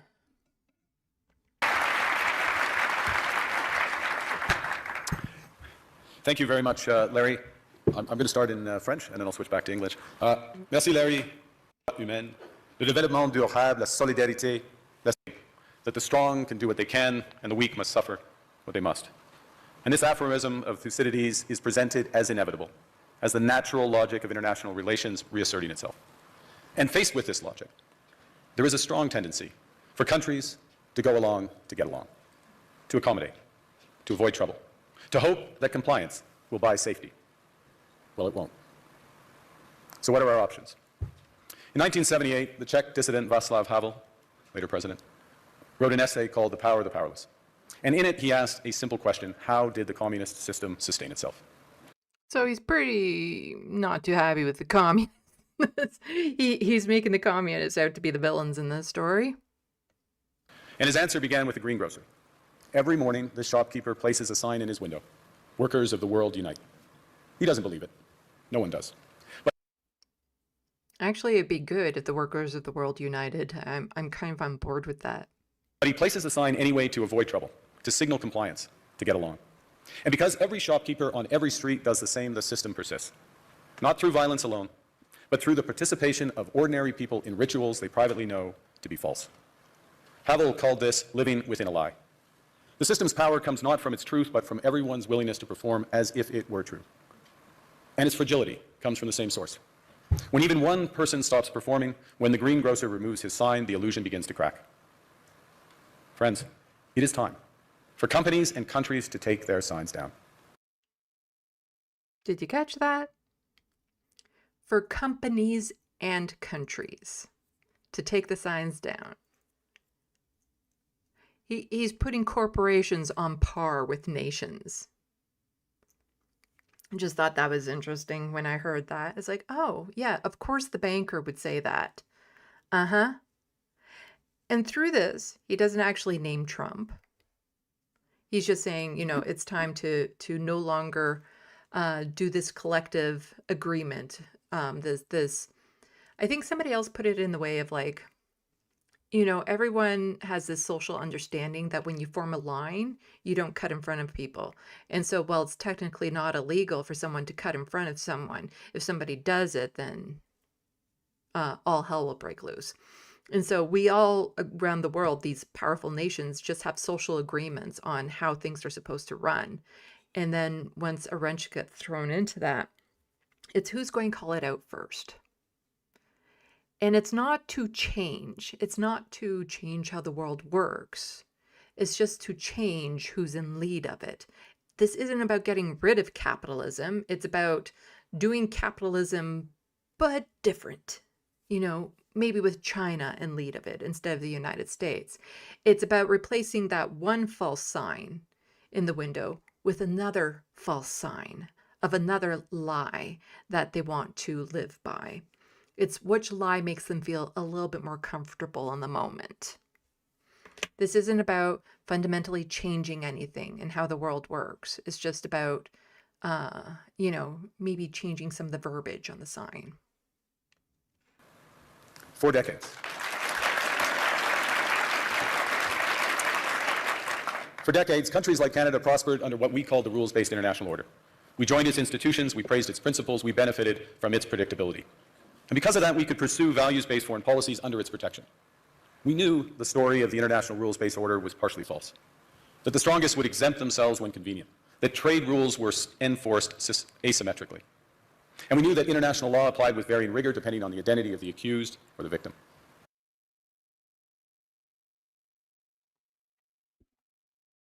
Sorry, I'm doing that because of all the times that they keep on saying, respect international law and then let Israel do whatever the fuck they want to Gaza and the Palestinians. It's again, I'm too cynical for this speech to think it's even good. Because all he says through this is let's replace one sign with another sign, and all the things that we claim to go by international law and this and that and the other thing, when that's just been blatantly false for so long. This fiction was useful. And American hegemony in particular helped provide public goods, open sea lanes, a stable financial system, collective security, and support. A stable financial system for who? For which countries? How many other countries were exploited and hurt because of what the United States did? How many Americans were when they decided to do the whole free trade thing and they lost so many manufacturing jobs? The only reason why this banker is upset now is because the people at the top are feeling it. But before, when other countries, poorer people, workers, when they were suffering the consequences of this economy, they didn't have any issues. But now that the 1% is running into snags, now that the stock market is uncertain, now that, their bottom line might be hurt, now is the time to be like, we need to take that sign out of the window. For frameworks for resolving disputes. So we placed the sign in the window. We participated in the rituals. And we largely avoided calling out the gaps between rhetoric and reality. This bargain no longer works. Let me be direct. We are in the midst of a rupture, not a transition. Over the past 2 decades, a series of crises in finance, health, energy, and geopolitics have laid bare the risks of extreme global integration. But more recently, great powers have begun using economic integration as weapons. Tariffs as leverage, financial infrastructure as coercion, supply chains as vulnerabilities to be exploited. You cannot live within the lie of mutual benefit through integration when integration becomes the source of your subordination. The multilateral institutions on which the middle powers have relied, the WTO, the UN, the COP, the architecture, the very architecture of collective problem solving are under threat. And as a result, many countries are drawing the same conclusions, that they must develop greater strategic autonomy in energy, food, critical minerals, in finance, and supply chains. And this impulse is understandable. A country that can't feed itself, fuel itself, or defend itself has few options. When the rules no longer protect you, you must protect yourself. Again, the rules haven't been protecting a lot of people already. These rules that they seem to be going by. Just talk to people living with disabilities and poverty. How have these rules been protecting us? The fact that we can't participate in their capitalism means that we're disposable to them. How does any of this, groundbreaking speech that he has actually benefits Canadians? And I had tried to send in an IM to the Majority Report when they were talking about this. And to be clear, the folks at the Majority Report, they do praise the speech, but they're like, by no means mistake this as praise for Mark Carney, because they don't know a ton about Canadian politics, but they know enough to know that Mark Carney is a banker. He's a neoliberal to the core, and he's very, very conservative. But how does this help Canadians? Any of this? They're fine when a whole bunch of people are disposable and hurting, but this doesn't help our lives. This doesn't improve our lives whatsoever. He just happens to be the first person saying some of this stuff out loud that we've already known. There was something else I was going to say that was kind of profound. Oh, right. My biggest worry with this speech is that for a lot of people, both inside and outside of Canada, this is all they're going to see of Mark Carney because the amount of attention and publicity this speech has given. And so a lot of people within Canada are politically illiterate and they're not paying attention. And so suddenly this could be their first real exposure to Mark Carney. And so then everyone is now thinking that, oh, this Mark Carney guy, maybe he really is a fantastic prime minister. Maybe he's a really good leader. And they're giving him all this praise for saying something that out loud that everyone already knew, that doesn't change anything other than the verbiage on the sign, that doesn't improve the quality of life for people within this country, that doesn't improve our financial situations. But they look at him and think, no, this is a good prime minister. And all that does is then make us not expect more from our leader. Means that what we're going through right now will be tolerated even more because, again, it's not like we're as bad as the United States. And so a lot of the stuff that's happening to us will be tolerated because, well, he's still doing all of this, 3D chess and all that sort of stuff. And he's going to be seen as like this, what's the word? Profound figure. When talk is cheap. Because it was just a couple weeks ago, he was sending out that tweet about Venezuela and the United States invading them, saying, well, Maduro was a bad guy. So, as long as the United States respects international law, it is what it is. It's good he's out of power. Let's regime change. Like, it was just a couple weeks ago that was happening. We're still sending weapons to Israel. We're finding loopholes to do that. All this talk about, securing the environment and saving the environment and stuff, when they're totally going to be pushing through pipelines and extracting resources and doing horrendous mining operations and invading indigenous land and all that sort of stuff. His neoliberal conservative policies are still in play. Canadians that have been suffering under the system will continue to suffer. So it's very galling because I'm seeing one off to the side, a YouTube video saying one for the ages about this speech. But it's not meaningful to the people who already knew this and who want something more, but now won't demand it of people because, oh, well, he said it. I want to see the actions back it up. And until then, I put no worth into these words. None. I don't even find this impressive that he finally said this. Because, again, until the actions match it,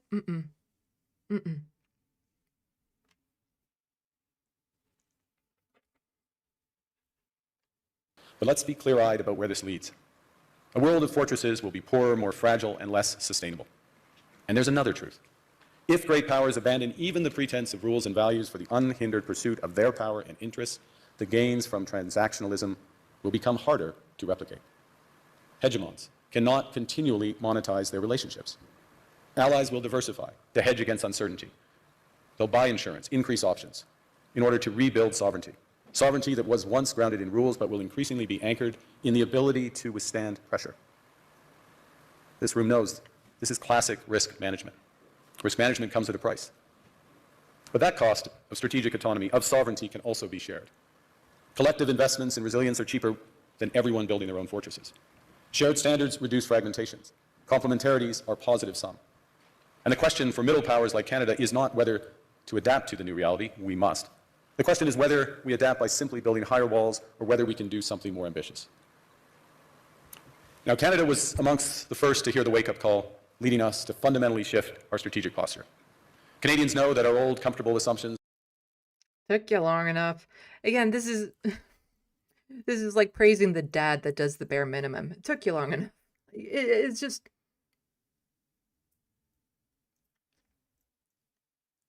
again, I feel nothing about this. I don't see this as profound because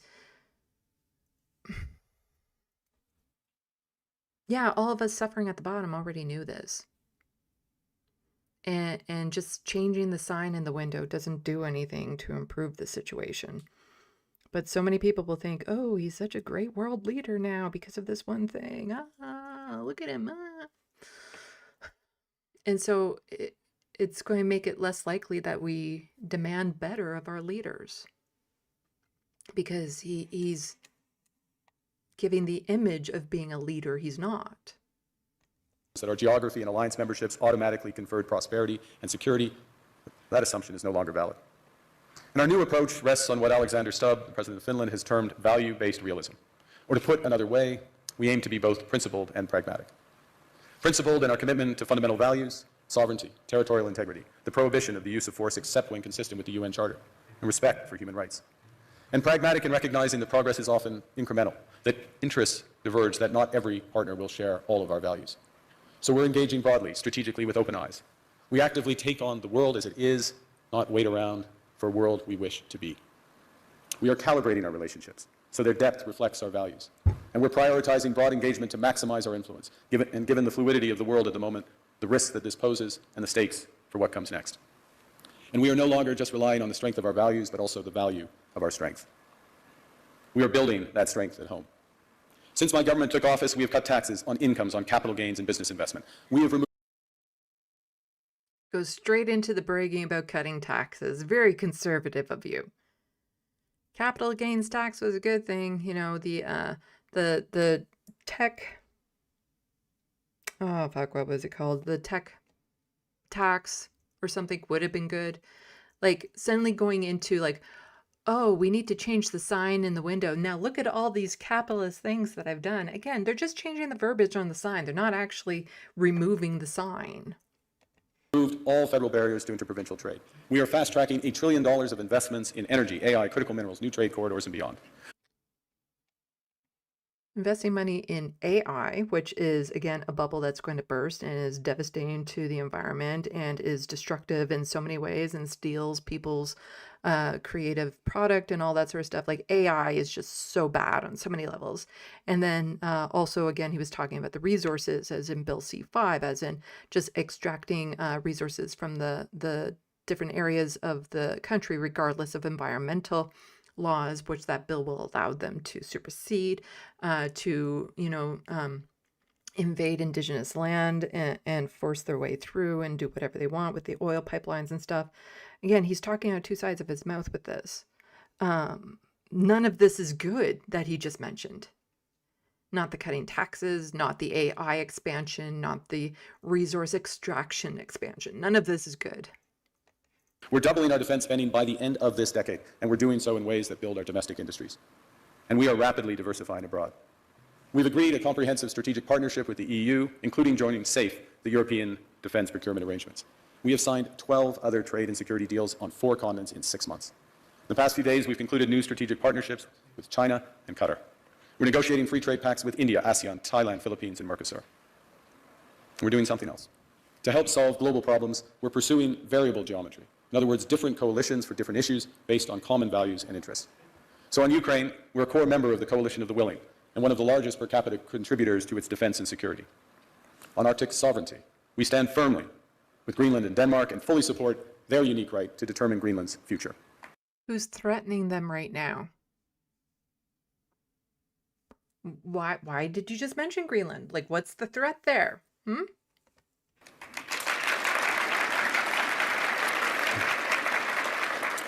Our commitment to NATO's Article 5 is unwavering.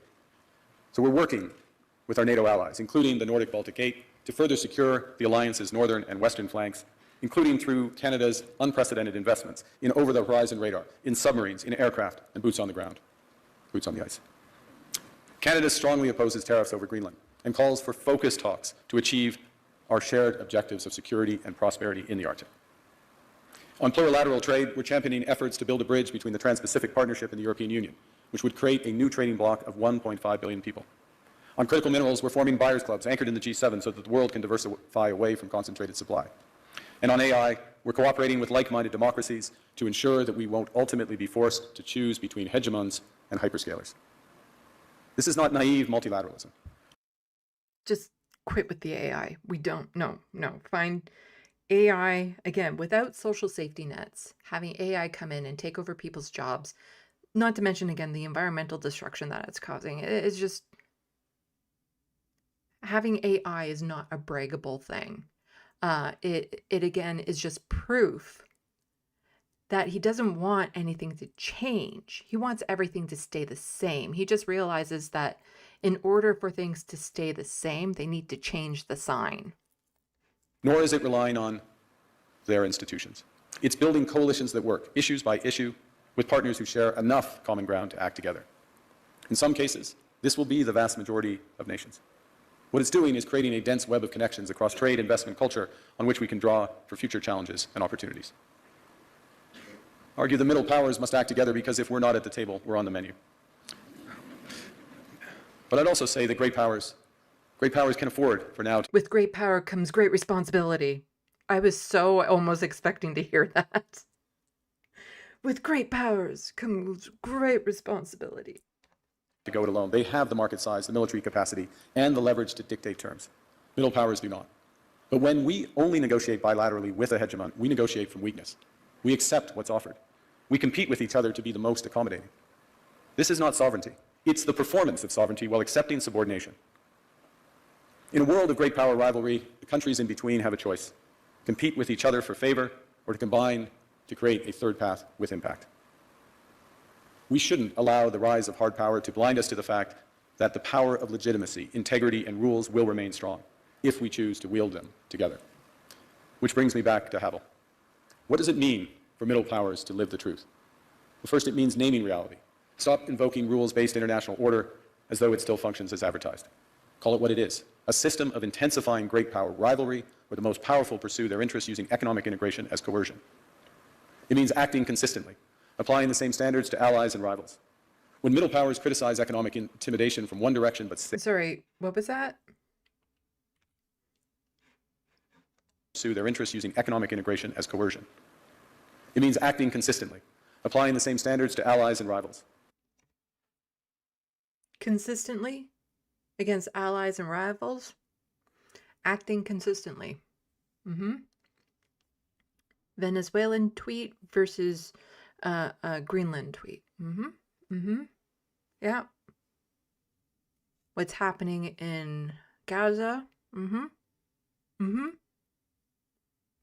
You know, the whole respecting of international law. Really consistent there. Yep. I getcha, the consistency. Yeah, and I'm not impressed with this speech at all. When middle powers criticize economic intimidation from one direction but stay silent when it comes from another, we are keeping the sign in the window. It means building what we claim to believe in. Rather than waiting for the old order to be restored, it means creating institutions and agreements that function as described. And it means reducing the leverage that enables coercion. That's building a strong domestic economy. It should be every government's immediate priority. And diversification internationally is not just economic prudence, it's a material foundation for honest foreign policy, because countries earn the right to principled stands by reducing their vulnerability to retaliation. That part I agree with. So Canada. Canada has what the world wants. We are an energy superpower. We hold vast reserves of critical minerals. We have the most educated population in the world.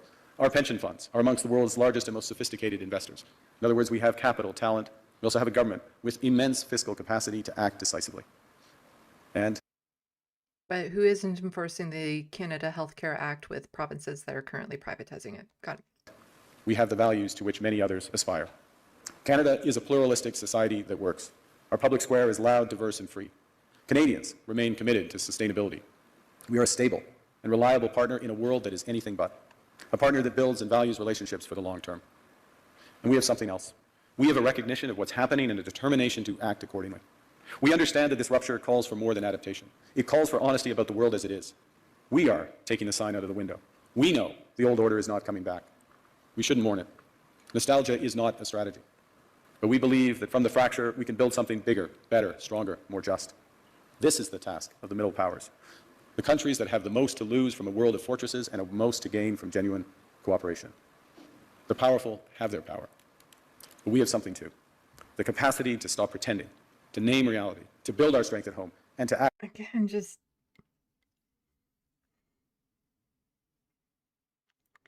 with everything that's happened, with the Palestinians, with the Venezuelans, with all these other things, even here at home, this just falls so flat for me. It just does. Act together. That is Canada's path. We choose it openly and confidently, and it is a path wide open to any country willing to take it with us. Thank you very much. Like, don't get me wrong. I understand why people think this is a fantastic speech. I understand it. I just don't feel it. I'm far too cynical for it. But here's another breakdown of it from The Breach. And they say some stuff. I'm just going to toss this link into the SandBox for you.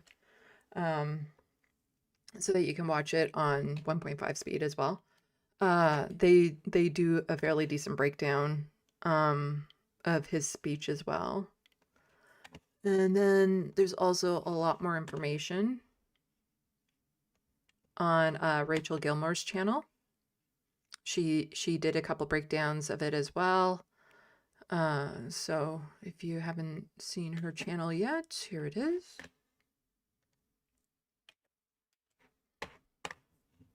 And the Rational National, David Dole's channel as well.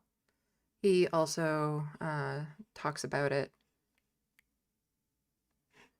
He talks about the China deal and the speech. So I will toss his channel into the SandBox as well.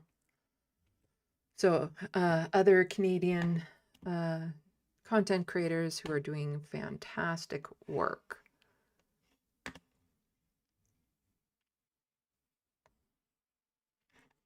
So David was just saying it's a fantastic speech, but as a Canadian, I'm just wondering when he's going to start operating this way. His statement after Maduro was kidnapped could have been written by a Republican. He gave in on the big tech tax. He said Gaza should be a Zionist Palestine state, etc. Yeah.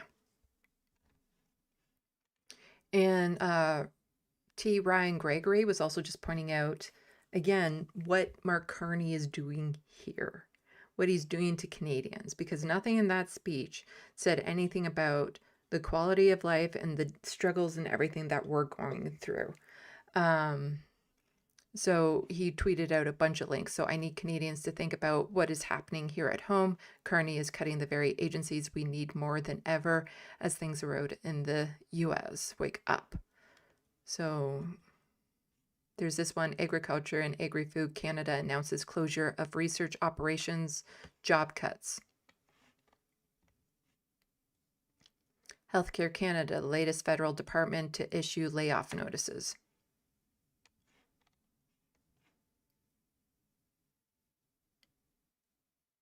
Public Healthcare Agency of Canada cutting hundreds of jobs. Statistics Canada to cut 850 jobs over the next 2 years, 100 this week.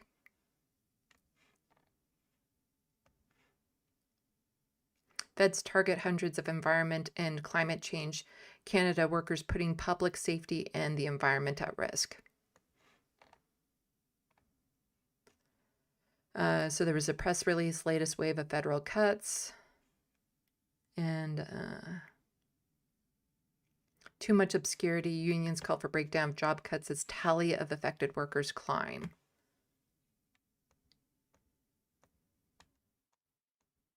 And then there was this one here, agriculture and So agriculture and agri-food, Canada announces closure of research operations, jobs cuts. He is a conservative. Mark Carney is a conservative. He's more conservative than a lot of the conservative governments we've had. The amount of programs and job cuts and all of that sort of stuff. His speech meant nothing. I felt nothing for it, just given everything else. What about, people's lives here? What about people living who have to rely on disability? Or, securing jobs, just creating more manufacturing jobs here. It's so frustrating that for a lot of people in the world, their only glimpse of Mark Carney is that speech, and they're all salivating over it. They're all drooling over it. They're all thinking, oh, he's so great and good and blah, blah, blah. No.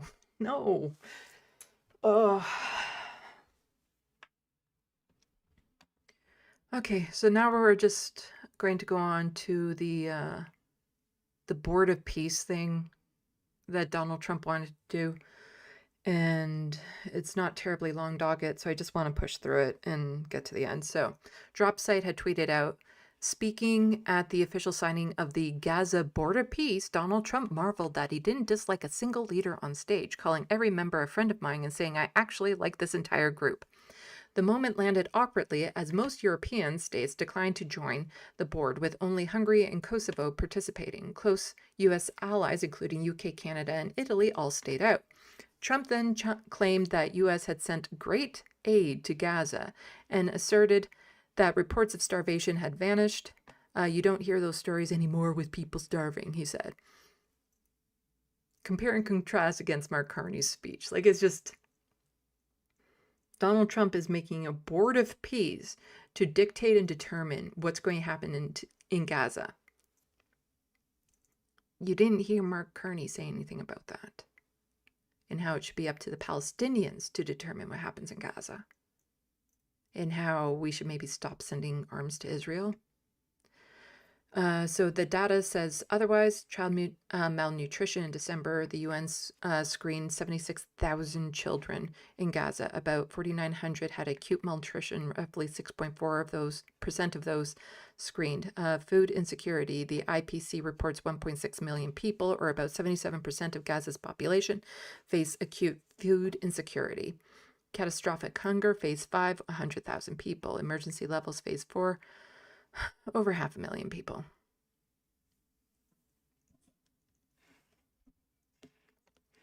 And they were quote tweeting themselves. So 5 nations, France, Denmark, Norway, Sweden, Slovenia, have confirmed they will not join Trump's Board of Peace at this time. Let me see. Yeah, every one of them is a friend of mine. Let's see, a couple I like. Couple I don't like. And a lot of these people are actually, dictators. This group, I like every single one of them. Can you believe it? Usually I have about 2 or 3 that I can't stand. Usually I have 2 or 3 that I don't like. I don't find them up here. I like every one of these people. No, they're great people. They're great leaders. They're great dictators. And the Board of Peace is composed of leaders, the top leaders in the world, actually. Last October, we released a plan for the permanent end to the conflict in Gaza, and I'm pleased to say that our vision was unanimously adopted by the Just saying that it's over doesn't make it over. United Nations Security Council late last year. Under phase 1 of this plan, we have painstakingly maintained that Gaza, and we're going to have it very strongly, and it's what we have, maintain. Okay, enough of that. So breaking. This is kind of ironic. Israel's Channel 24 reports Israeli PM Netanyahu has accepted a position as founding member of Trump's Board of Peace. He is wanted for war crimes and crimes against humanity in Gaza by the International Criminal Court. So, breaking. Prime Minister Benjamin Netanyahu announced that he has joined the Board of Peace. Also, Israeli Prime Minister Benjamin Netanyahu will skip the signing of U.S. President Donald Trump's Board of Peace in Davos after Switzerland confirmed it would enforce the ICC arrest warrant over war crimes in Gaza. Yep. A person who is signing on to the Board of Peace will not go and sign it and be there because he's a wanted criminal from the ICC for war crimes. As David Dole says, just an incredible headline. Yeah, just the irony in that is, and then here we have, Canadian Prime Minister Mark Carney says Ottawa has received and previously accepted in principle an invitation to join U.S. President Donald Trump's proposed Board of Peace of Gaza. So there has been some information going out there that Canada was part of it. But this seems to be like he accepted a invitation in principle on the proposal, so not officially, but I'll look into it type thing. But official acceptance depends on humanitarian access, saying we still do not have unimpeded humanitarian aid flow at scale to people in Gaza. This is a precondition for moving forward on this. So basically he was saying, we're not against it, but can you do these things? And then maybe. When it should have just been a flat out fuck you. Like, it's so embarrassing, especially compared to that speech that he gave, that he didn't outright reject this. So speaking to reporters in Doha, Carney said the key details of the board remain unresolved. Anyway, here it is. With respect to the specifics of the Board of Peace, the president raised it with me a few weeks ago. I said, in principle, yes, obviously, consistent with what I just said. I will do what I can do. We will do as. Again, we need to get rid of the global hegemony and take the science out of the window. And just a little while ago, well, in principle, we're going to go on to this Board of Peace that he's making up that will impose Western society's will onto the Gaza Strip. Canada, what we can do to achieve those core humanitarian objectives. With respects to the specifics of the Board of Peace, I haven't gone through all the details of the structure, how it's going to work, what financing is for, et cetera. And so we will work through those in the coming days. I had an exchange of views with the Emir, His Highness the Emir, about that, and I found that we were very aligned about what needs to happen, how it needs to work in order for this to be consistent with a positive outcome. Is $1 billion reasonable, though? So Donald Trump is also going to be charging $1 billion to be a permanent member on the board that he chairs. That's one of the modalities of that, money, how's it going? All these questions. Canada wants money to have maximum impact. Let me underscore one thing. Let me underscore one basic thing about the situation. We still do not have unimpeded aid flows, humanitarian aid flows at scale to the people of Gaza. That is. Why not, Carney? Can you say why that isn't happening? It's not because the aid isn't available. Can you say out loud why the aid isn't getting in? A precondition for moving forward on this. So here we have Trump boards of peace, Belarus, Morocco, Vietnam, Kazakhstan, Hungary, Armenia, Egypt, Kosovo, Pakistan, Paraguay, Albania, Uzbekistan, Bahrain, Qatar, Indonesia. This is what's left of America's global standing after 1 year of Trump.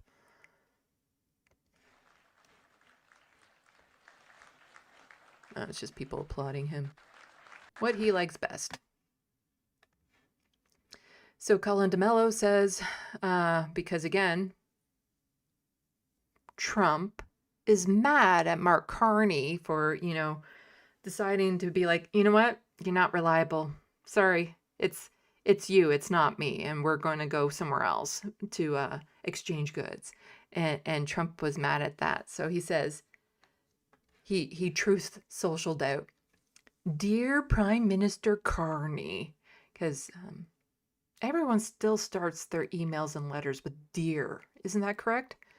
Please let this letter serve to represent that the Board of Peace is withdrawing its invitation to you regarding Canada's joining what will be the most prestigious board of leaders ever assembled at any time.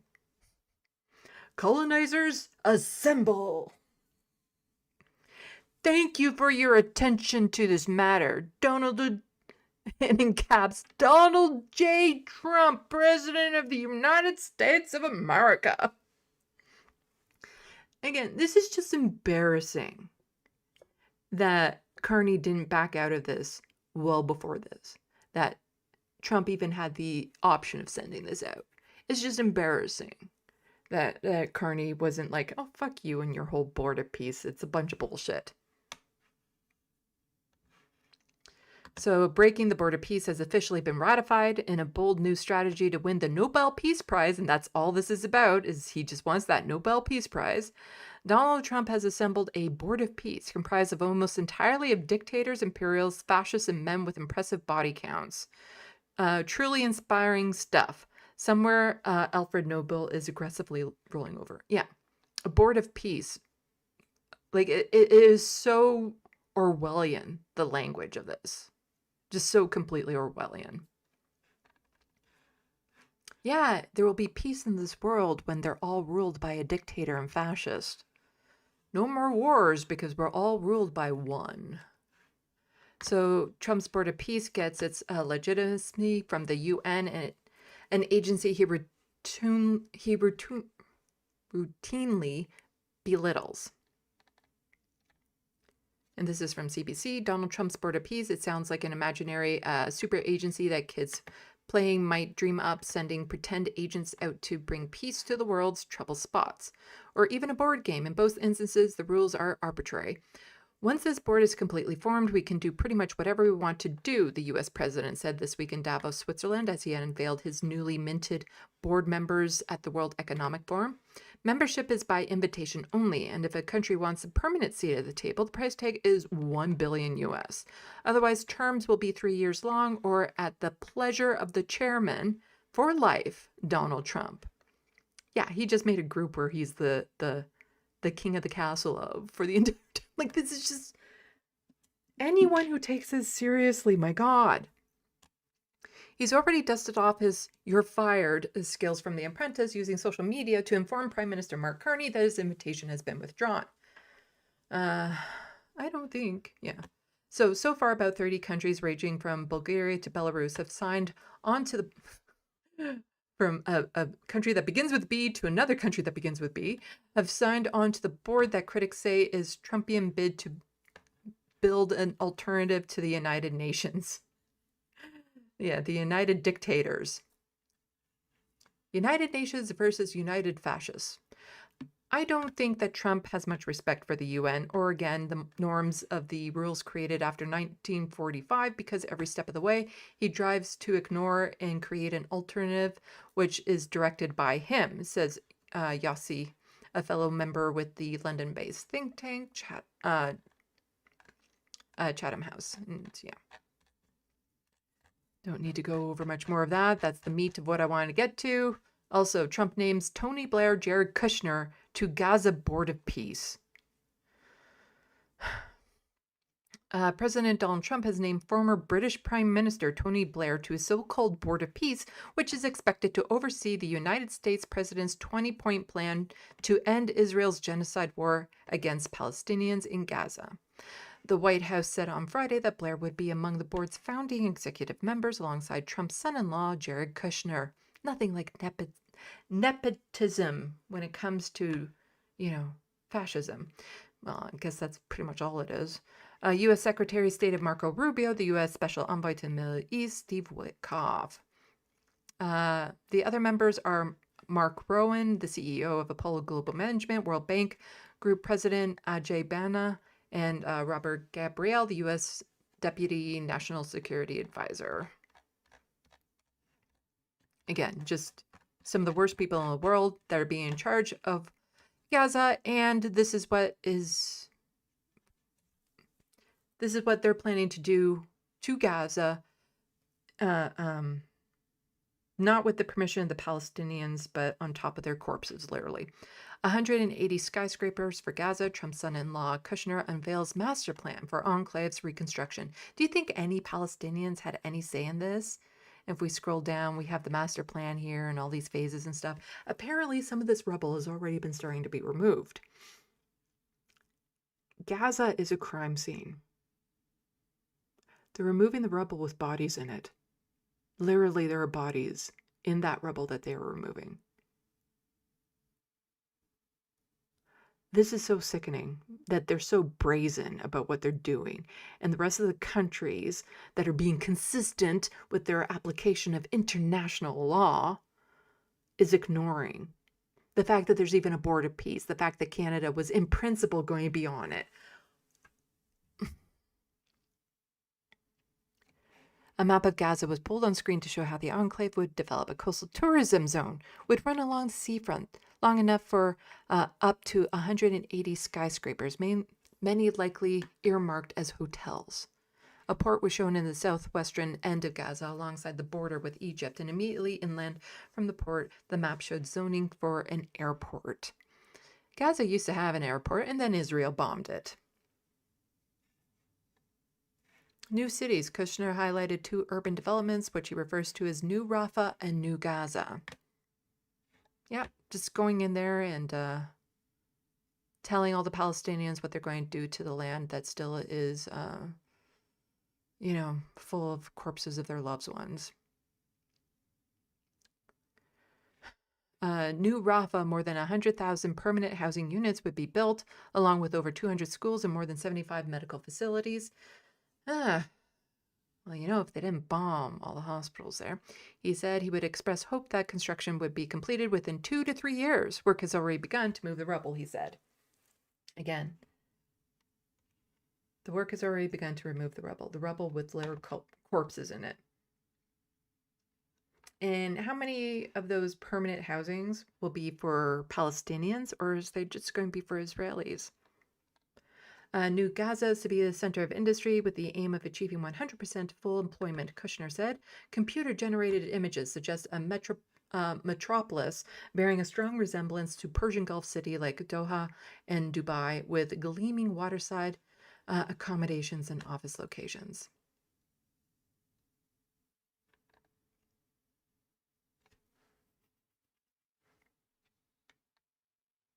Who's going to pay for it? I think the Palestinians did. It's disgusting.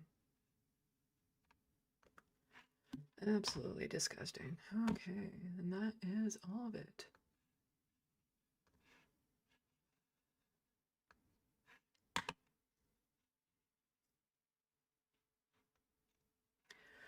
Okay. The Wild West, I can't imagine wanting to live on a graveyard in Goth. There's a difference between, it's literal corpses that they're just... Anyway, okay. Just checking the SandBox. Wanda saying that they watched the speech live.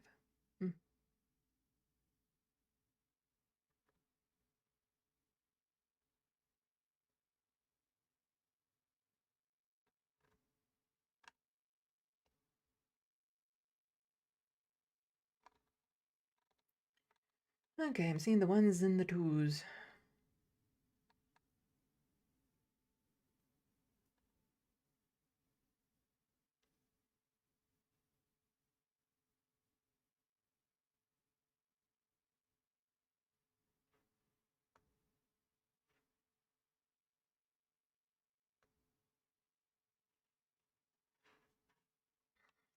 Let's see.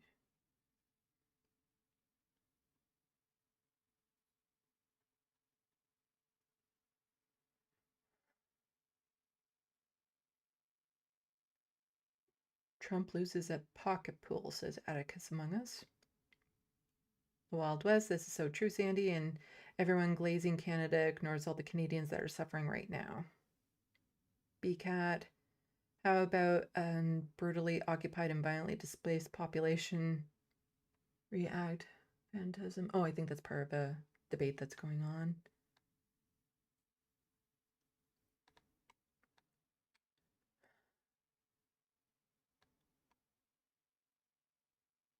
And yes, if you're going to be in debates, you need to make sure you're in live chat instead of top chat. I wish it would just default to live chat. I really do.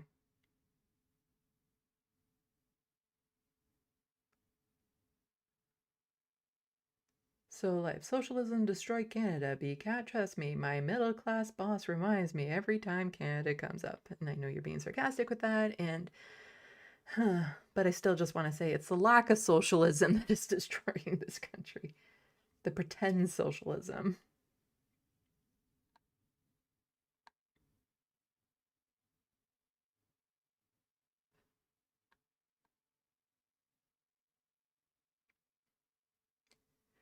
Let's see.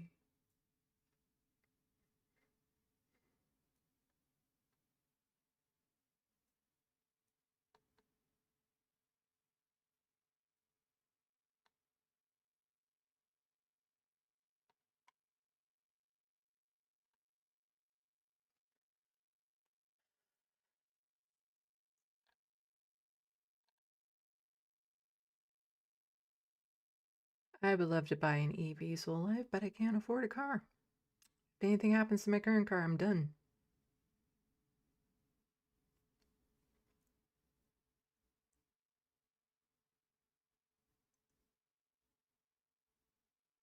The Wild West board of peas.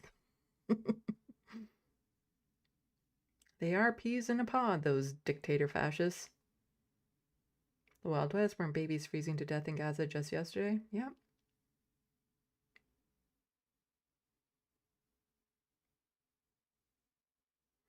Atticus Among Us, the potential of AI on society is bad enough without considering environmental effects of water and power pollution.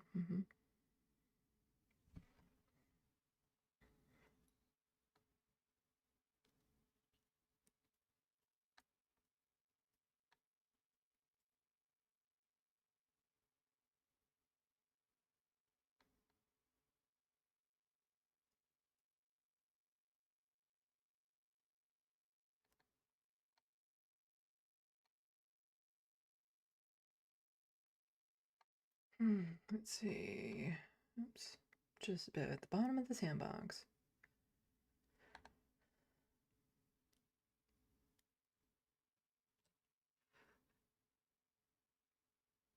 Okay.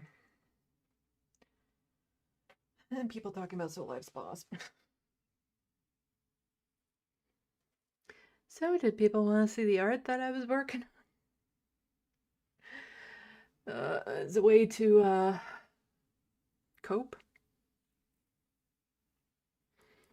Yes, I have a pinned tweet for people who haven't noticed. Frodo passed away. And I'm not okay. And I haven't been okay.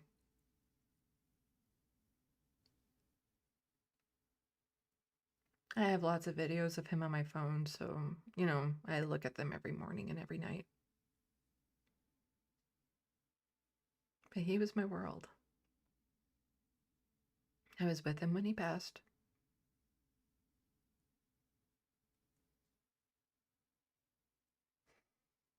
Still waiting to get the ashes back. Yesterday I wanted to do this stream, but I couldn't because I got in the mail the little memorial lockets, and I totally lost my shit. I still don't have the ashes. But he is the first cat that I've gotten cremated, and I've had lots of cats over my life. But he was with me for 18 years. I've spent more days of my life with that creature than anything else in this world. Because over those 18 years, you know, between being in the hospital or a vacation or, you know, all that sort of stuff, at most I was 4 months like 4 months of days without him over those 18 years. He was my world. And I'm not sure how to live in this one without him. And it's hard for me to talk about it because it sounds selfish to talk about a cat that way when we're seeing people being executed on the streets. Families that are losing loved ones, friends that will never be able to talk to their friend again. But yeah. And if you can help with the cost of the cremation, it would be appreciated through the e-transfer PayPal information in the description box. But I haven't felt the same. I've been feeling nonstop sick. It comes in waves where I completely lose my mind. I keep on expecting to see him, and then he's not there, but then he's all I see when I close my eyes.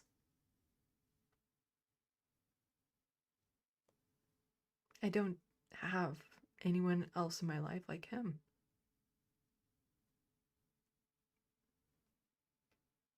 I was hoping with the surgery that he had in November that the mass would be removed and then he'd be okay for a bit, but when they ran the tests on the mass, it turned out that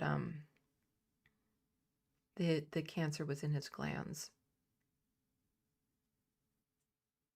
Whereas if it had just been the mass, then if it was benign, then he could go on living longer with the kidney. You know, he had the kidney issues, but they weren't severe enough to kill him within months.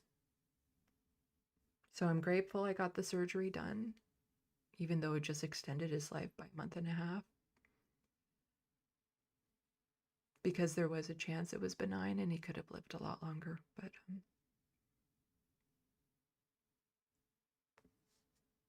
I'm not okay. So I've been getting ready for a vending market, a small art vending market, and I've been doing a lot of painting as a way to cope and distract and stuff. And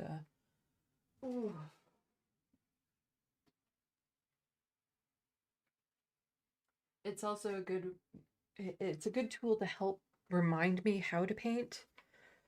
And remembering it's oils that I actually prefer to work with, not acrylics.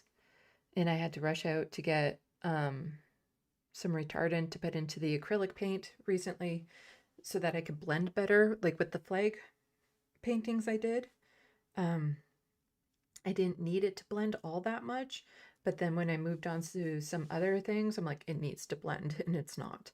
So I had to go get the retardant, but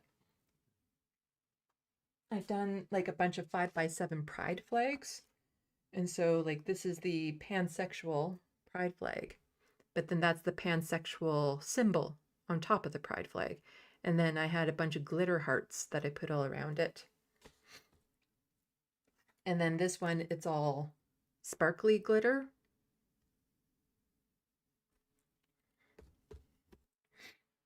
But then I also did some of the pansexual flags with infinity hearts. And I sealed them. So I put on like a clear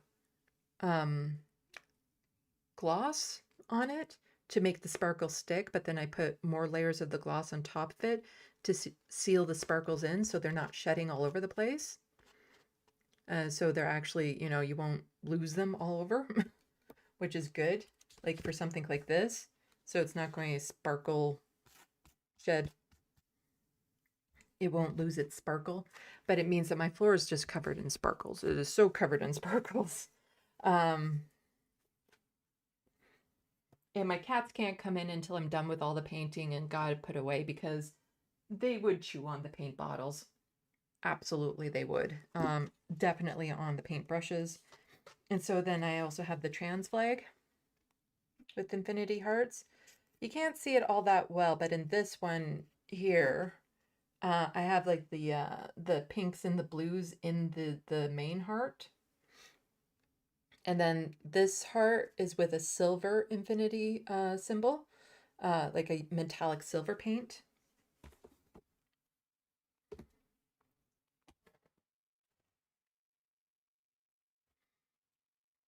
And then I also did some with the trans symbol on it.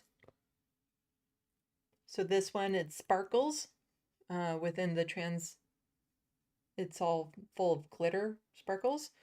And then this one I was just experimenting. I wanted to make it, or try to make it look a little bit more 3D. I think the shadow should have been darker, but it still works, I think.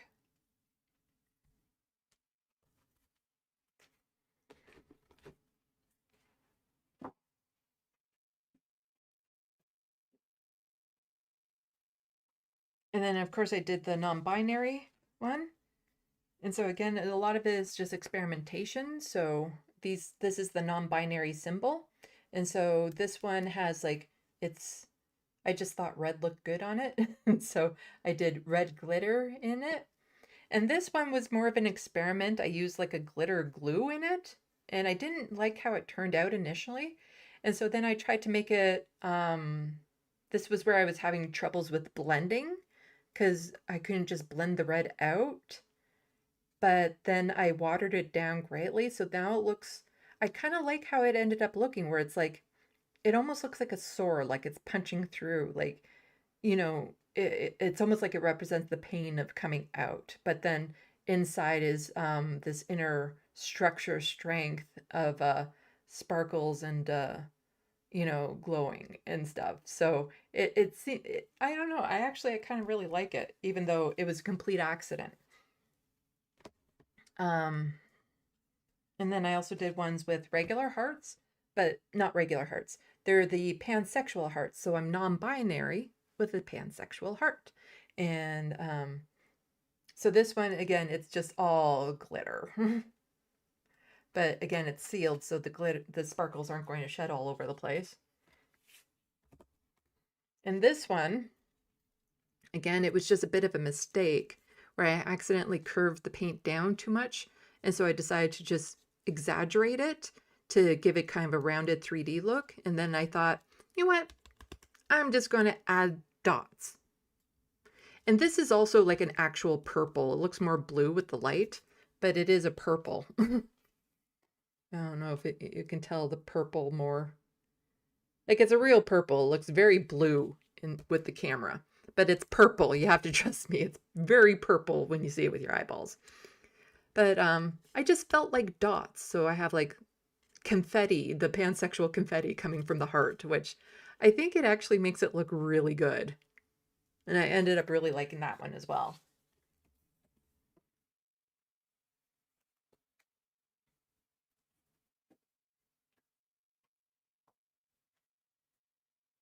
And of course, I also have the inclusive flag. So I actually did this wrong, but I don't think it's wrong in a way that people will really notice. These chevrons here, they're supposed to be stacked this way, but I had them stacked vertically. But in a way it works out because then it left this area open for me to do something like this.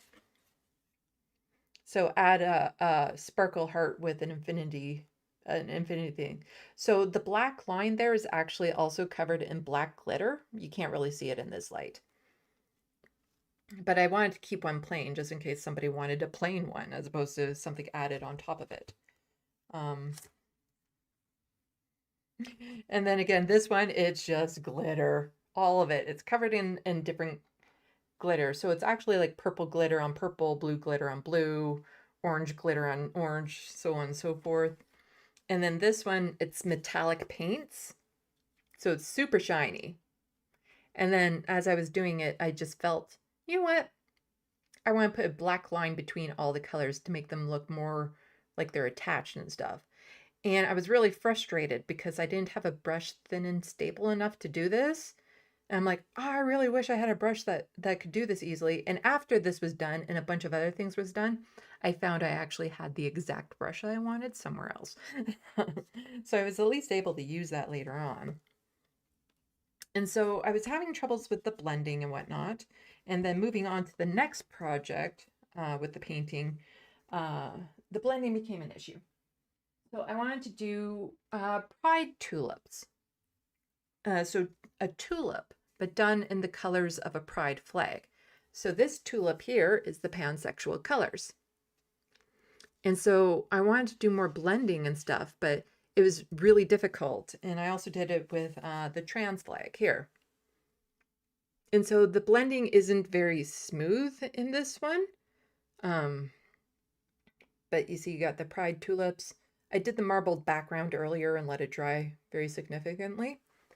So after these two, I'm like, no, I can't handle it anymore. I need to find something to make it so that the paint stays wet just a little bit longer so that I can blend it more. And I went out and I got the retardant and it worked like magic. And so here is the lesbian tulip, lesbian pride flag tulip, and this is the gay man tulip. And like, I don't know if you can notice it unless I'm comparing it side by side, but the blending was so much easier with these ones.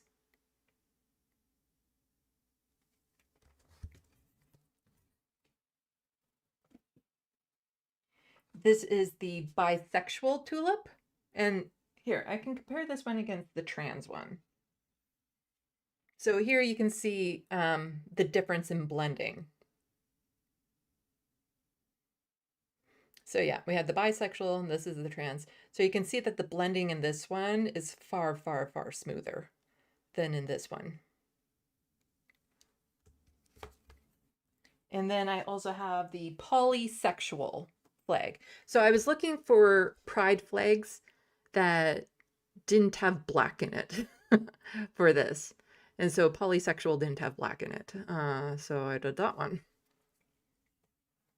So that's what I've been working on. But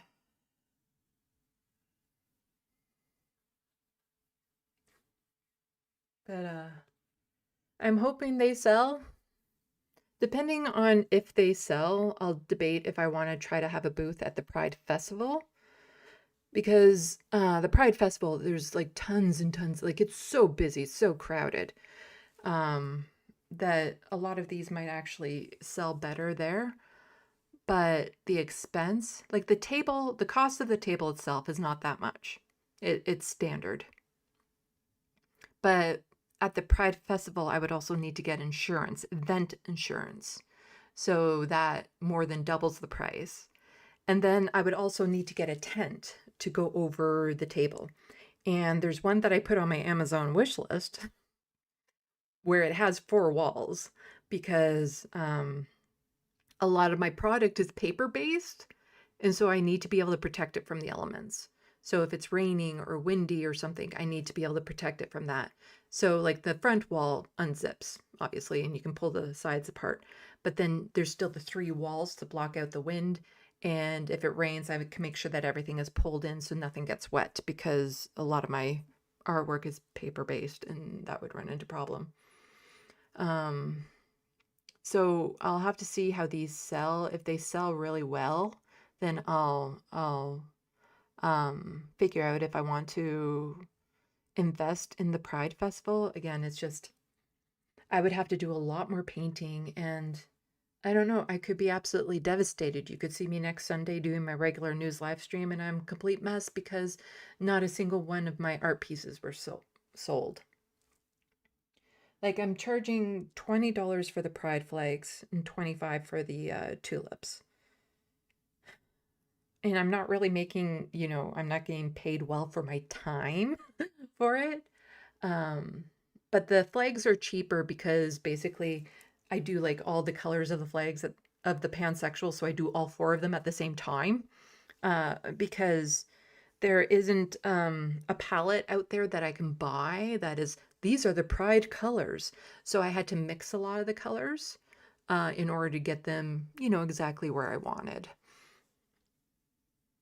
But yeah, I didn't do any videos or anything about these yet because I just wanted to focus on painting and remembering how to paint and stuff. And yeah, my life has been pretty shitty this month. And I miss Frodo so fucking much. He was my world. And it's killing me that I don't even have his ashes back yet. They said it was only going to take a week, and it's been almost 2.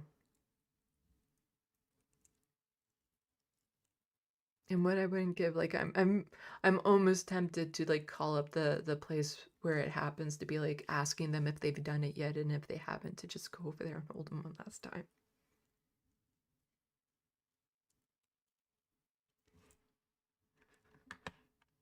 Okay, it was my world.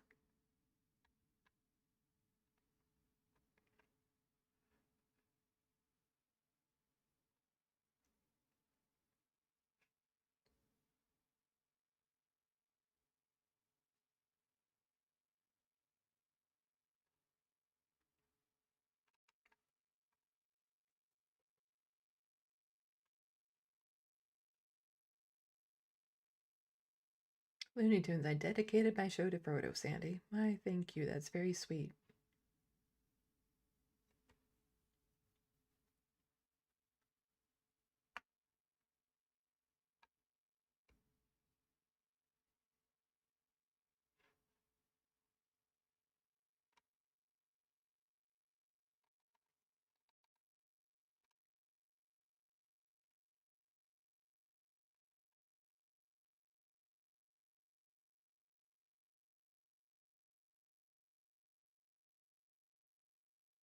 So, like, he survived the surgery, and he was doing quite well after it, but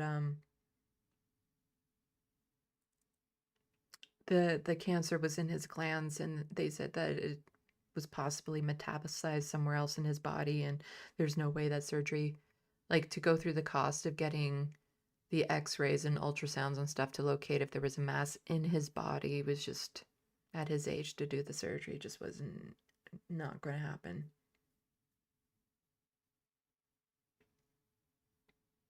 And I'm reading the comments, I just have a hard time reading them out loud. And it's also, it's difficult because I do have some friends here who do want to help me. I just don't know how. Because a lot of people's immediate reaction is to want to hug me, and I don't like being hugged when I'm feeling like this. I'm not huge on being hugged in the first place, unless it's by somebody I'm rather intimate with. But especially like this, I don't want to be hugged, and I don't necessarily just talk to people about it because there's nothing they can do. A lot of people say, like, if there's anything they can do to help, and it's like, there's nothing, because nobody can bring him back. Like, the best help I can get right now is just with finances, but there's nothing that will take this pain away for a while.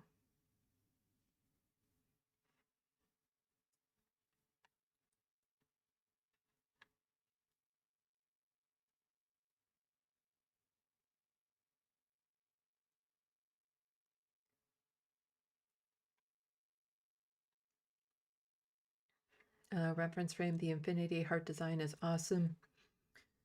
BCat, love those, Sandy. Yeah, so I actually, I made stencils for them so that I would make sure that they're centered and stuff. So I had like a 5x7 piece of Bristol board that I then cut out, and I cut out the shapes and stuff. So I cut out the shape of the heart.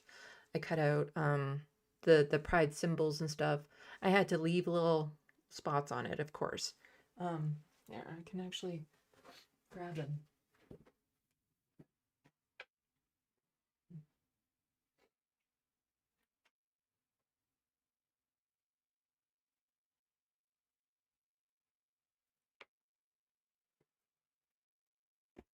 So this just made my life a lot easier.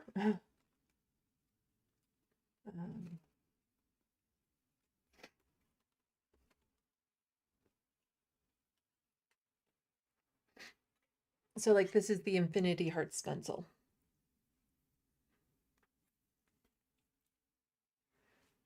And so basically I painted all the flags and then I just painted white over top of it.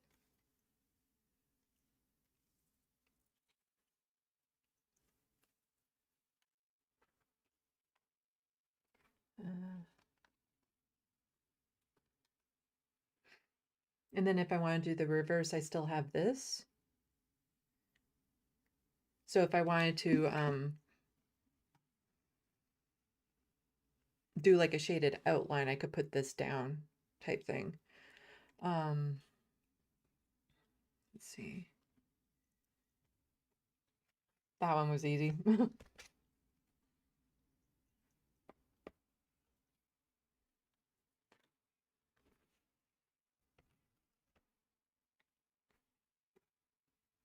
So these are the stencils that I made. I used an X-Acto knife to cut them out.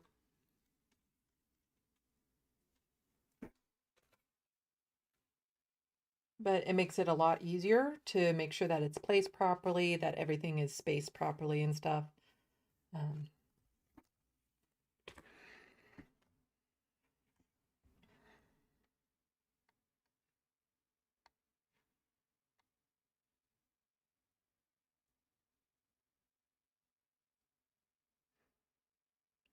Yeah, the P looking one is a poly or pansexual. This is the pansexual symbol.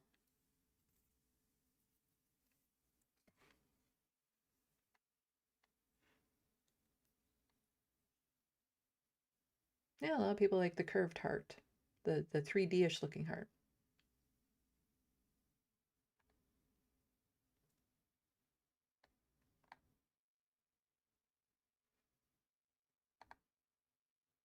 The Wild West loves the tulips. Angela says the favorite by far. So far.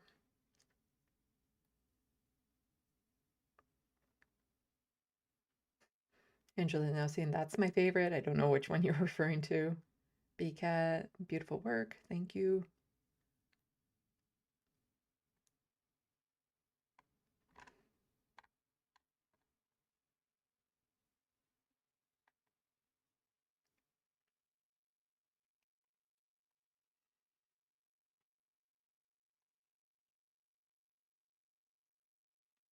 I will probably be doing a video later on, reference frame, about doing these paintings. It's just with the stress of everything, and also I'm trying to rush because the market is on Saturday and I need to get a bunch more painting and stuff done before then. But I will probably do a video on this is how I did these ones. And there are more cheats I could have done that I didn't do.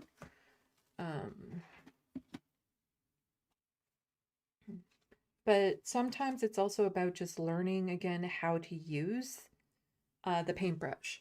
Because to make the straight lines for the flags, I could have put like painter's tape down and then just messily painted over it, took the paint. But I decided to just freehand it. Like I drew the lines, but then I freehanded over top. But then the pencil line is there. So in the future, I might just use the painter's tape. But it was about remembering how to use the paintbrushes and the different strokes and all that sort of stuff. Oh, Angela, the bisexual tulip. Yeah. Looney Tunes likes the lesbian tulip.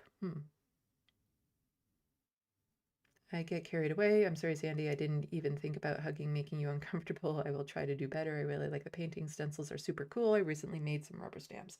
No, don't worry about that. It's a normal reaction. It's a normal human reaction. Being autistic, I'm not. That's why, you know, don't, it's always best to ask before you do that sort of thing. B-Cat, they look so even in uniform. Can never be me, lol. Well, the only reason why they look even in uniform is because of the stencils. And then on the 5x7s, if it was 3 bars or 4 bars and stuff, I was basically just measuring them out. The pride flag was 5 bars down, so each one was an inch because it was a 5x7.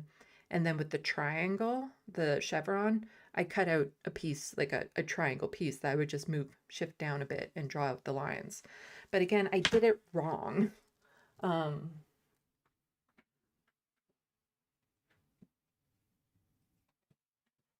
Because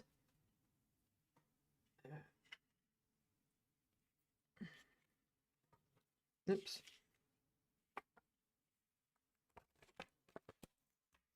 Painter's tape helps it stick in place, but do you see what I mean?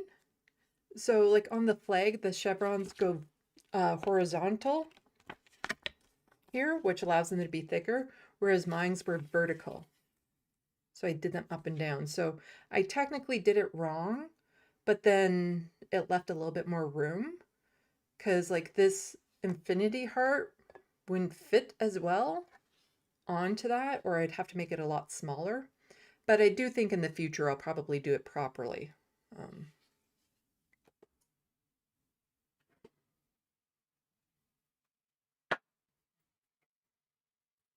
I just wasn't paying as close attention as I should have. Oh, B-Cat, I was talking about your stencil using an X-Acto knife.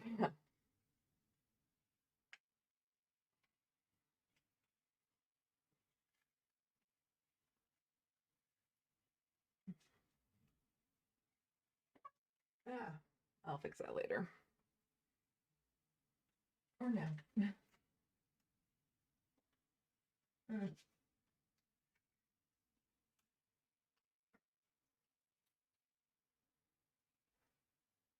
Close enough.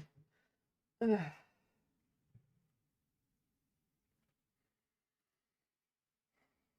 So, I don't know. Do you think $20 for the flag and $25 for the tulip are reasonable price points?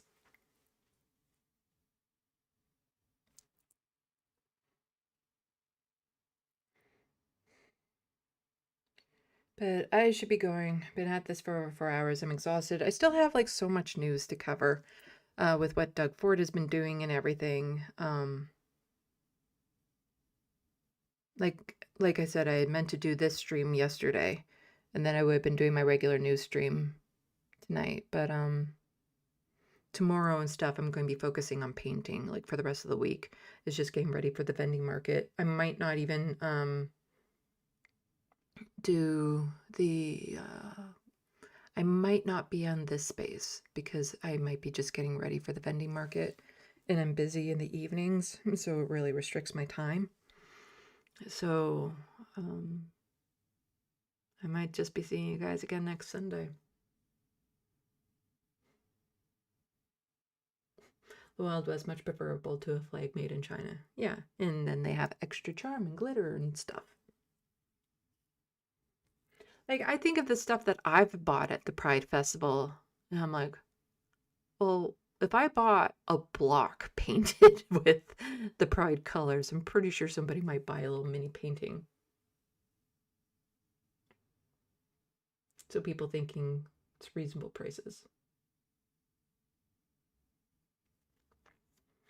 Because there's the thing about trying to find what is the price that would be worth the time it took for me to do it versus what is the price people would actually pay.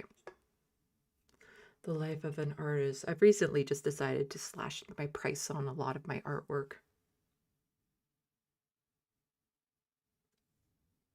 Reference frame seems like a good price. I am even thinking of buying an infinity heart and your book as a birthday gift for myself. Aww. Well, you would just have to let me know which flag you want and what kind of infinity heart. Would you want it with the red inside or a gold one? Because the one pansexual one, it has the red heart with a gold infinity symbol, and a gold infinity symbol is actually a symbol for autism as well. So there's different layers to that.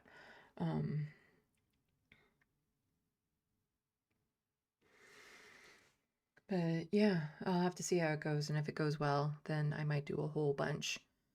And it's a high cost to go to the Pride Festival, and it's a long day, and I would definitely need to find people to be there with me. And I'm already struggling to find ways of displaying them, and yeah, anyway. But I'm going to be signing off because I am very tired. So do that. Oh, let's check to see if anyone new has signed up to my YouTube channel. Still at 53. Okay. I should probably put more than one video on there. I get that. I get that. BCAT, I haven't been pricing art like I used to, but 20 feels low to me.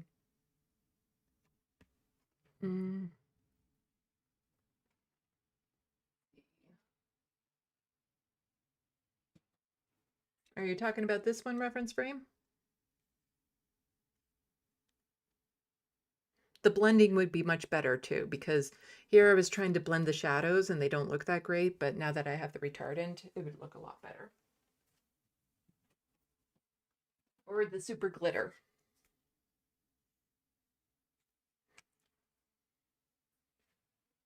Yes, everyone stay safe with the storms that are going on. All right, I should probably check to see if anyone is live right now that I want to push you off to.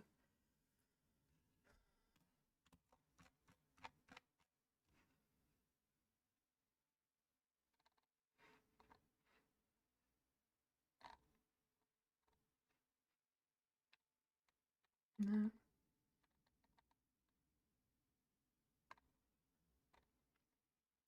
Oh, and I know a bunch of people have IM'd Majority Report recently, saying they should get Rachel Gilmore on, and she's fantastic and sure, but don't forget to remind them of me. Again, my superpower of going unnoticed is picking up, and I'm feeling it sometimes. I'm feeling snubbed sometimes.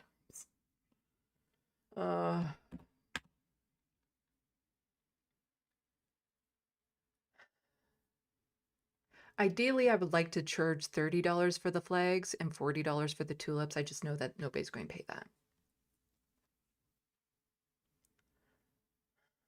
Let's see.